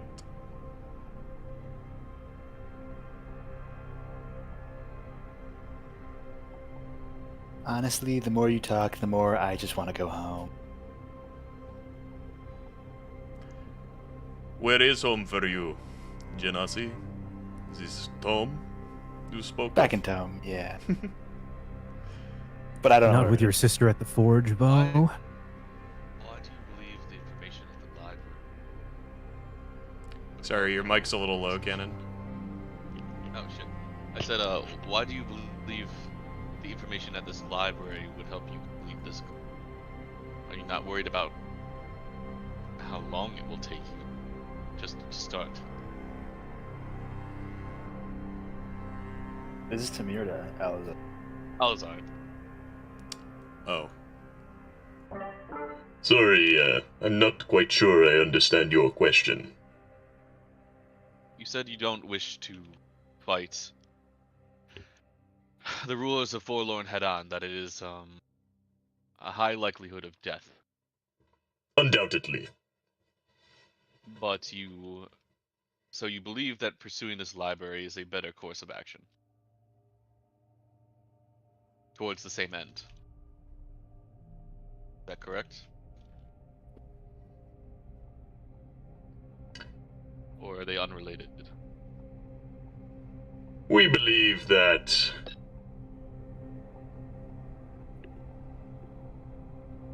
the Kingdom of Sanctum and their goals are of higher importance and needing to be addressed than that of the Kingdom of Forlorn. This is... Why would that be? Forlorn is sending armies of the dead across the continent as we speak.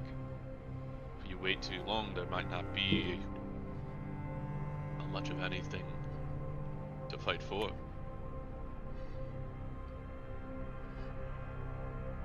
The undeath which the Dragonborn provide the dead of Rapture does not concern me.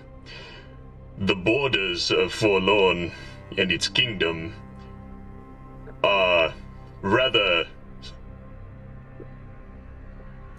unmoving. The most recent progression in time has been the fall of destiny. But I do not see that as a net evil.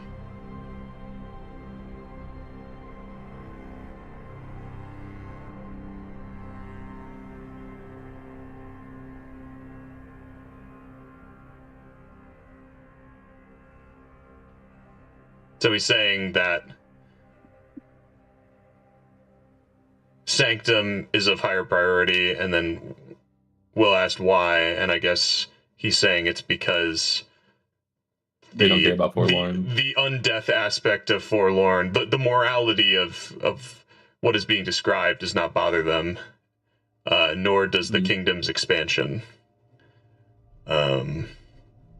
Evidently.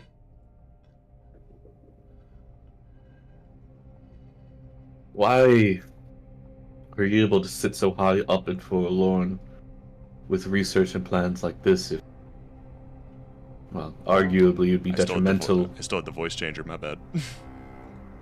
If arguably it'd be detrimental to. They give you land, resources, freedom. Do you just remain undetected? Is that the only reason? Say again, out of character? So basically, I was like, you have like this nice place, this land, this freedom that Forlorn is giving you. This guy's a government official. Why? What are you providing them when you seem to be putting so much effort into something that doesn't help them?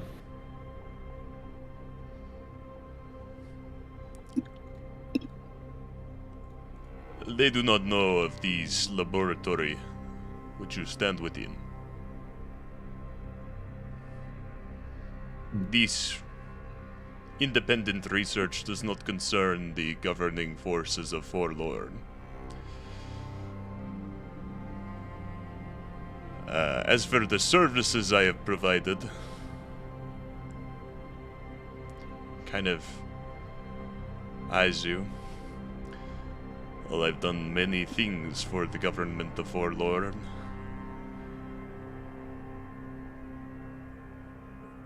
My current position is that of a military strategist within the government, serving under Parzur.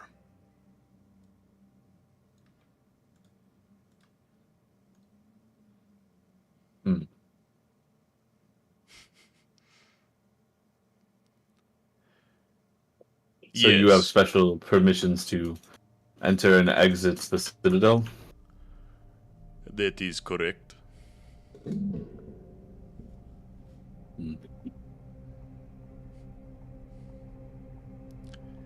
Say perhaps we could make ourselves invisible, cover ourselves in flesh, mask our scent. What's stopping us from following you right into the throne room?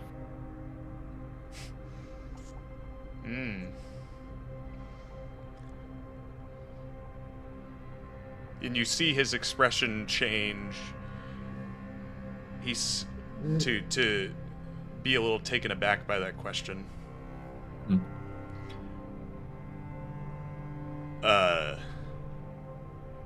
Well, that would require a direct escort.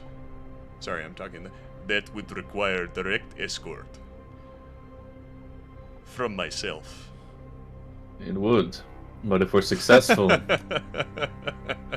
then I don't think you'd have much repercussion to worry about.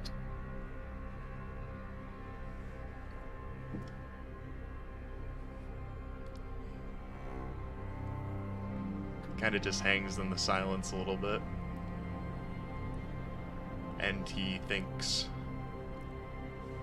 looking at you for a very long time.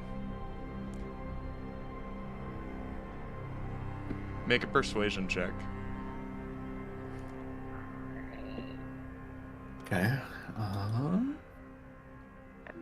Damn, anyone have an inspiration? And if anyone wants to try and assist in this specific persuasion check, they can chime in with something and maybe I can give advantage. This is when Bo swoops in. He's like, yeah, if you do that, library time. Yeah, if you do that, library time. The man, yeah, I was going to say, is that deception? No, I'm not saying that. All right. Then just regular persuasion. Mother of God, do I have... You see a deeper look in his eyes as he watches you make these I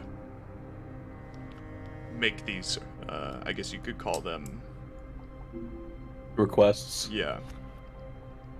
Oh, fuck me. Okay. Not bad. Dude, you have I'll really take a high 19. persuasion. I do have really high Got a persuasion. 5, bro. Okay. I have a plus 14.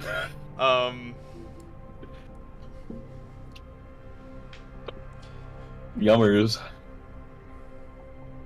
Don't look at that 5, Harry. It's a 19. Yeah. All right. No, I understand. I'm not doing that, don't worry. I think, well, you see he shifts a bit as he considers this proposal, his eyes dropping from you. And you can see, for all that he is, and for all that you've uncovered him to be so far, from your estimation of him, there does seem to be something deeper with this man. In that he cursory mentioned how he isn't exactly proud of what he's become. Mm-hmm. And as you watch him, you feel in this moment, he can feel you feeling in this moment that this is almost like an opportunity for him to set things right if he so chose. Yeah, definitely. It would require putting everything on the line. Yeah.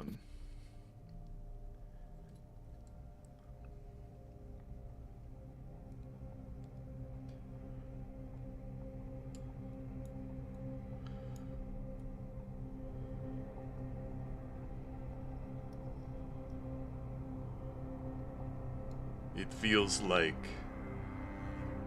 too many lifetimes have passed.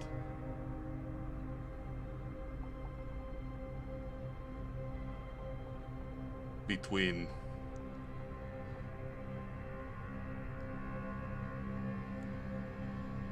when you were born to where we are now. Were your mother here? Perhaps things may have turned out different for both you and I. Maybe.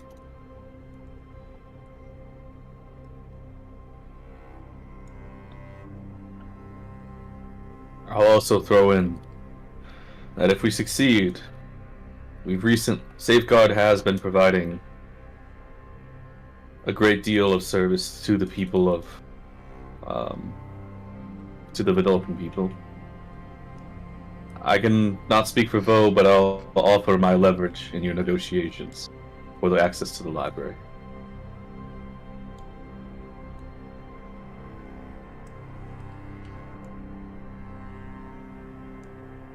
He nods, but you don't think his head. He's listening in this moment.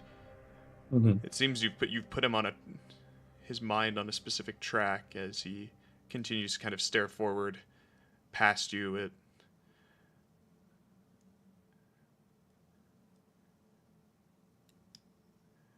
He looks almost confused after he mentioned your mother. And you see what looks like a flicker of humanity in his eyes.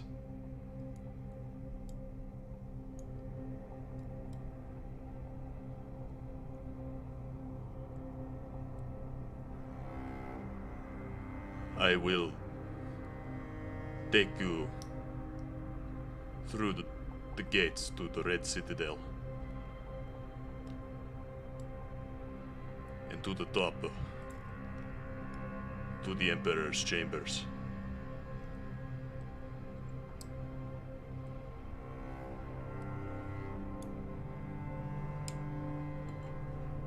For the bond of blood. Rolland pauses. He'll extend a hand out for a shake. And meet eyes with him. He'll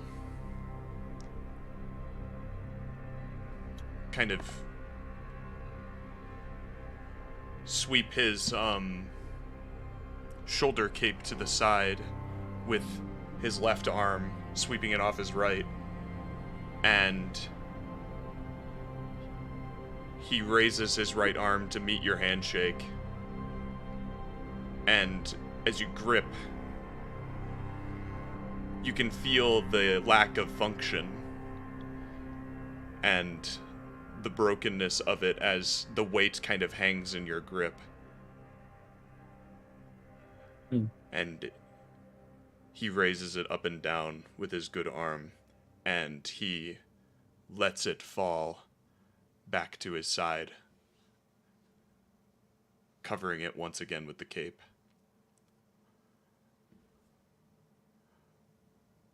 It is settled then.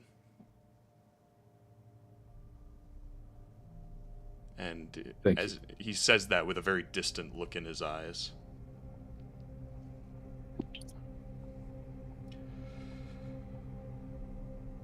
I'm sorry, this isn't like some CIA radio wave coming through the walls or something activating Roland's dad. You don't know. Yeah, it's Roland just using divine fucking bullshit for it.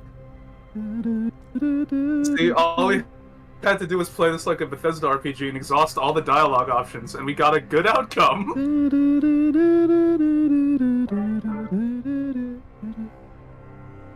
Nepotism. Hooray. Pog. This is why I support nepotism. Everard, you cannot mean to strike a deal with these faithful few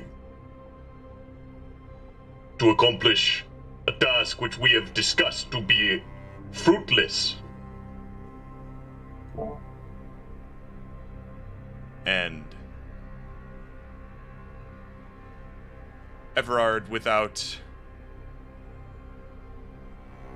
addressing Aluzad directly, holds up his good hand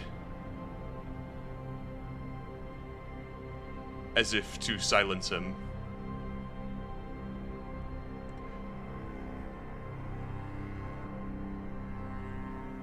You follow my lead. Shit. You follow my lead, Dr. Aluzad. Not the other way around. If their course is to usurp the Emperor Catal, cut off his head, then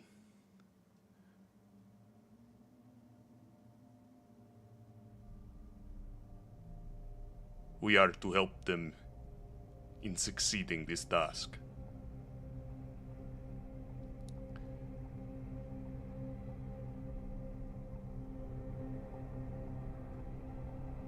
Especially if we are to find said libraries which we hold so dear and the knowledge within. The search will be far simpler if we are to buy some good faith with the faithful few.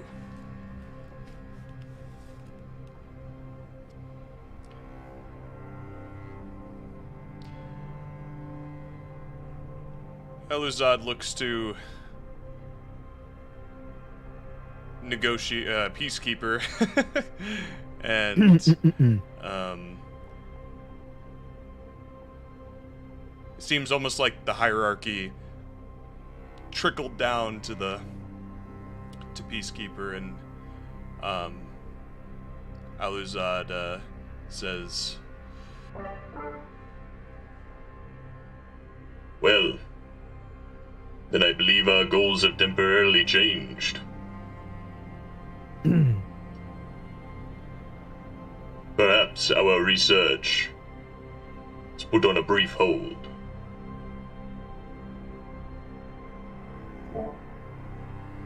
Hopefully the hold proves fruitful.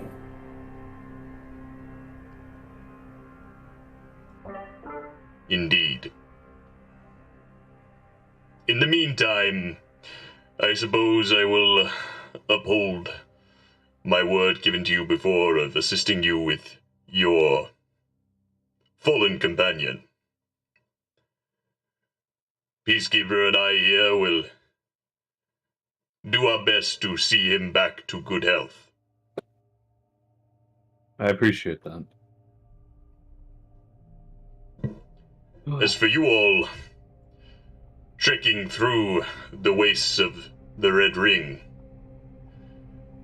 it does not, I encourage you all to take a rest for your bodies and minds for the task that is to come upon entering the Red Citadel.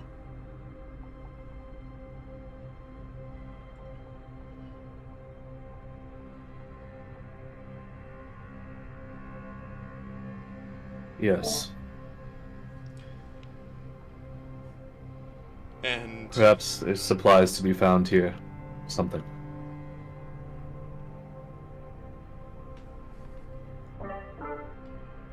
That was it. That was all, yeah. Yes, of course, we can supply you with whatever is required from my laboratory here. Though I'm uncertain how useful you will find some of these materials. he looks at the cadavers, Yeah. and then back to you all, and we will provide what we can. seeming to take after Everard's lead in supporting you all. Mm-hmm. And yeah, he seems to go back to his workstation abruptly and continue busying himself. Everard's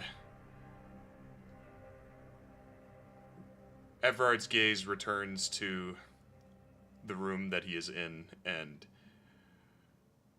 he turns to Rolland and he says, I will find you once I have made the proper arrangements. Okay. Can I just I'm not sure if I'm looking for anything specific, but can I just do like an insight check to try to sort of be like, I don't know, he seems to be struggling with something right now. Yeah. Like it's probably already explained, but just for good measure. Yeah. Just kidding. You get that it seems like a big decision, and that he's still processing it. Yeah, fair enough. So he departs back up the stairs, across the catwalk, and up into the manor itself, one could assume. And upon the door shutting above, you hear like it echoes throughout the laboratory, and you hear a latching. Mm-hmm.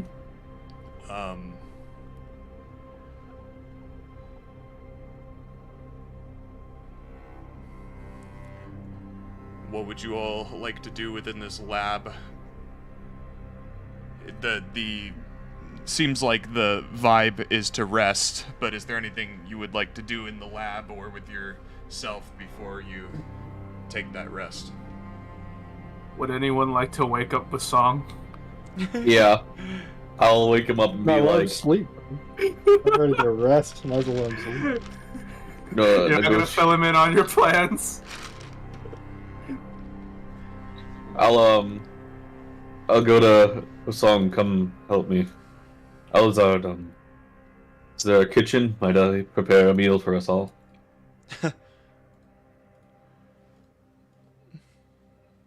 Yeah. There is a kitchen of sorts. He leads We you can over make to it, too. he leads you over to a sink and some burners, looks like, for certain experiments. And he kind of just shows it to you. He doesn't even bother like cleaning up what is there. But it looks relatively clean compared to other places in the basement.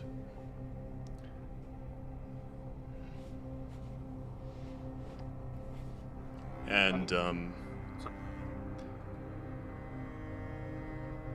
Sorry, Harry, you can finish up. Sorry. My bad. oh, no, I was just trying to think of what to say actually. What were you gonna say? As Bosong gets up, the shiny golden cup falls out of his loincloth, and Bosong remembers that he was given this, and he has no idea what it does. That's so crazy. I'm gonna have Bosong walk over to Khanek and ask him, because he's the pointy-headed ritual magic cast man. identify. Yes. God. Allow me to piss, but I'll be right back. Yeah. 2 Jack characters in one session? Crazy.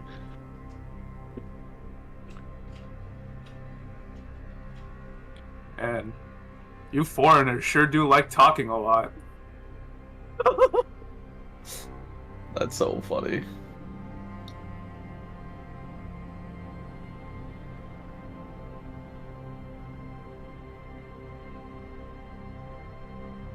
Matt asleep in game and in real life. I'm sure you guys could pay them to send a negotiator simulacrum. Here, True. I had enough time to make a whole nother shit post, but I never had a time figure to use it. Oh. Here you go. Classic David. What is this shit? What the fuck? Who is that?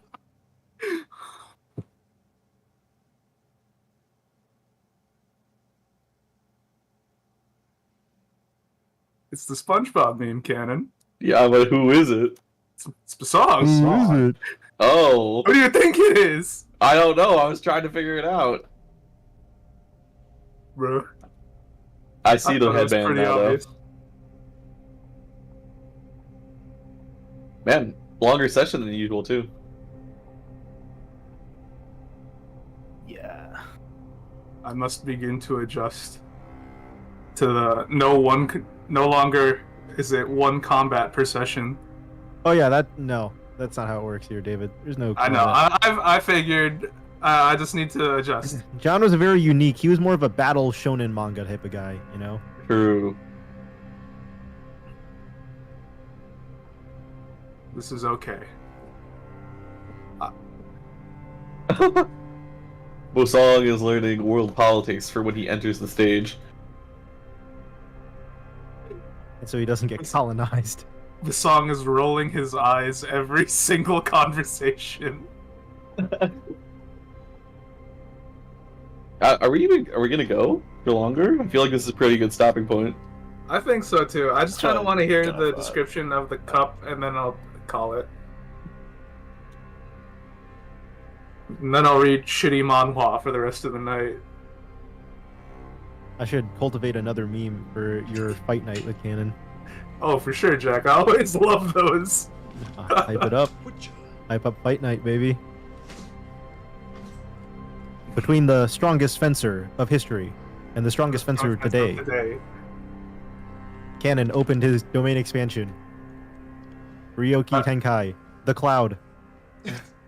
Now tell me, Cannon, are you a fencing officer because you're the strongest, or are you the strongest because you're a fencing officer? I stand alone, David, in a crowd full Through of the heaven and earth, Cannon is the fencing one. I, a humble bass, am surrounded by guppies. What a tragedy. Cannon alone is the honored fencer. Oh yeah. I wish Of to become a Northeastern. swordfish one day. A tuna, perhaps. An Atlantic tuna, perhaps? Mm. Oh. Arctic tuna, actually. Were we identifying an item? Yeah. Is that what we're doing? What, Yeah. What's the cup do? Yeah, I identified the cup for him. Oh, What okay. do cup do? So, unlike the hourglass, it does not push you out upon trying to learn more about this item.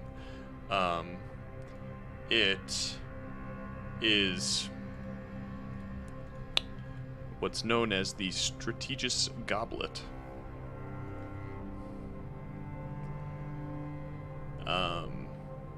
You know What do?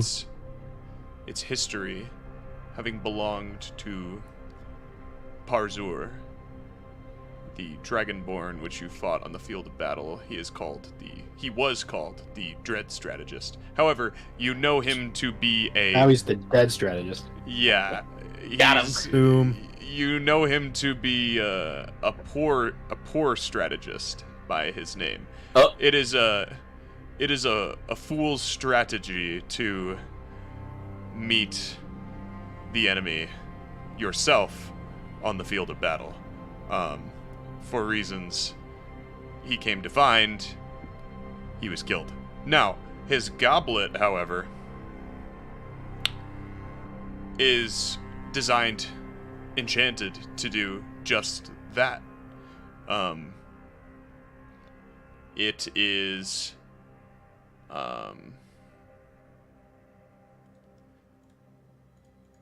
a limited uses of the power word kill spell. We just gave a barbarian the power word kill spell. Yeah, I think you give it what the does this worst do? person. I'll drink What's from this Khanek's cup. reaction to this? Khanek just like opened his eyes. He's like, Does Khanek lie to try to get it? no, he wouldn't lie. So he's like, this is from the Dread Strategist. It contains one of the most powerful arcane words to exist. Or word kill. You could use this to destroy your enemies. So, I yell at them and they die. Harry, how does it work? If they're below a certain threshold, they just die, no saves. Yeah, it is If they're a weakened, you can execute them. it is a yell at them and they die situation, like logistically speaking. If They they do are have to be weakened, moved on. you can execute them with this. It Amazing. simply does as told. It kills. Yeah. I will share the item with both you, Jack, Bosong. and Bosong. Oh. So, It'll be Am I still- on the briefcase tab. Sorry. am I still able to use this as a normal cup? No. I hate that. In character, no, Khanek, yeah. I wouldn't advise it. He blows him the head off. Barzor was the fancy-looking dragon, right? In the like shower or the bath with the cup. Assuming this is his cup Yes. in the picture. Yes. He's all fancy-looking in his little fucking salon or whatever. Yes, he looked like this. And actually, it was Yeah, that fucker. very briefly mentioned, but Roland's father mentioned he was a Yeah, he worked under Barzor. strategist working under Barzor. Yeah, Barzor is technically his superior. It doesn't sound like he knows that he's dead, but anyway, that's a separate topic. All right. Cool. I got a magical lean cup. God, awful. Yeah, so there's that. Would anyone else like to do anything before they go to... We have 2 more items from that battle that we have yet to identify. Which other items besides the hourglass? It was Akko's like scarf or whatever. I forget who has that. Oh, the cape. Yeah. And then there was one other thing we got from the last Dragonborn. I forget what it was. The hourglass, wasn't it? Wasn't it just the hourglass that we? We killed 3 identified? Dragonborn. There was a letter then- on one of the Dragonborn, and it was in Draconic. Oh, okay, yeah. so it was just a letter, not a magic item. Gotcha. I think Rolland took some scales. That I was did, it, yeah, something like that. Yeah. Let's see. And you got Akko's Inventory. chicken leg.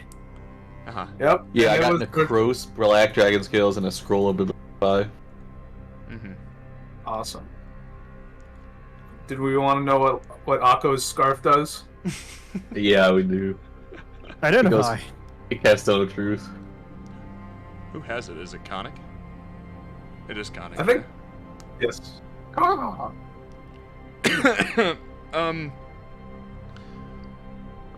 Khanek, Oh, the shoulder sash. Yeah. That's right. I do have it. You identify the Cape of the Mountebank. That's not bad. That's not bad at all. You know what that is? Nope. Should I Google it? Is this a I've, real I've, item? sh- I've shared it with you. Oh. In your item tab. You have it.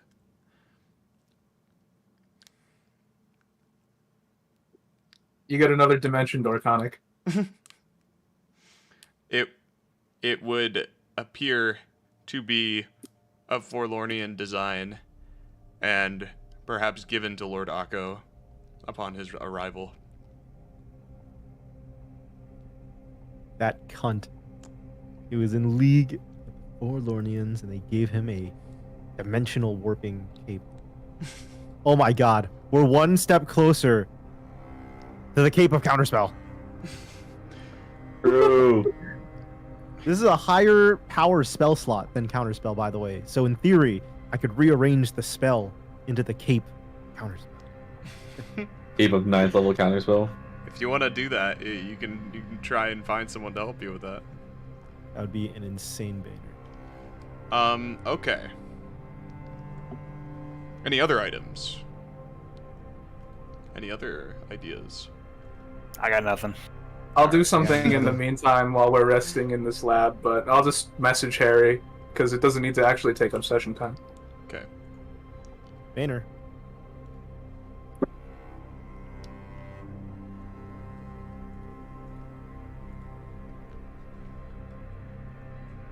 That's a bingo. As for where you can rest, there are a few cots in the corner over there that should be most helpful. Perhaps not the most accommodating, but functionally, they should get the job done.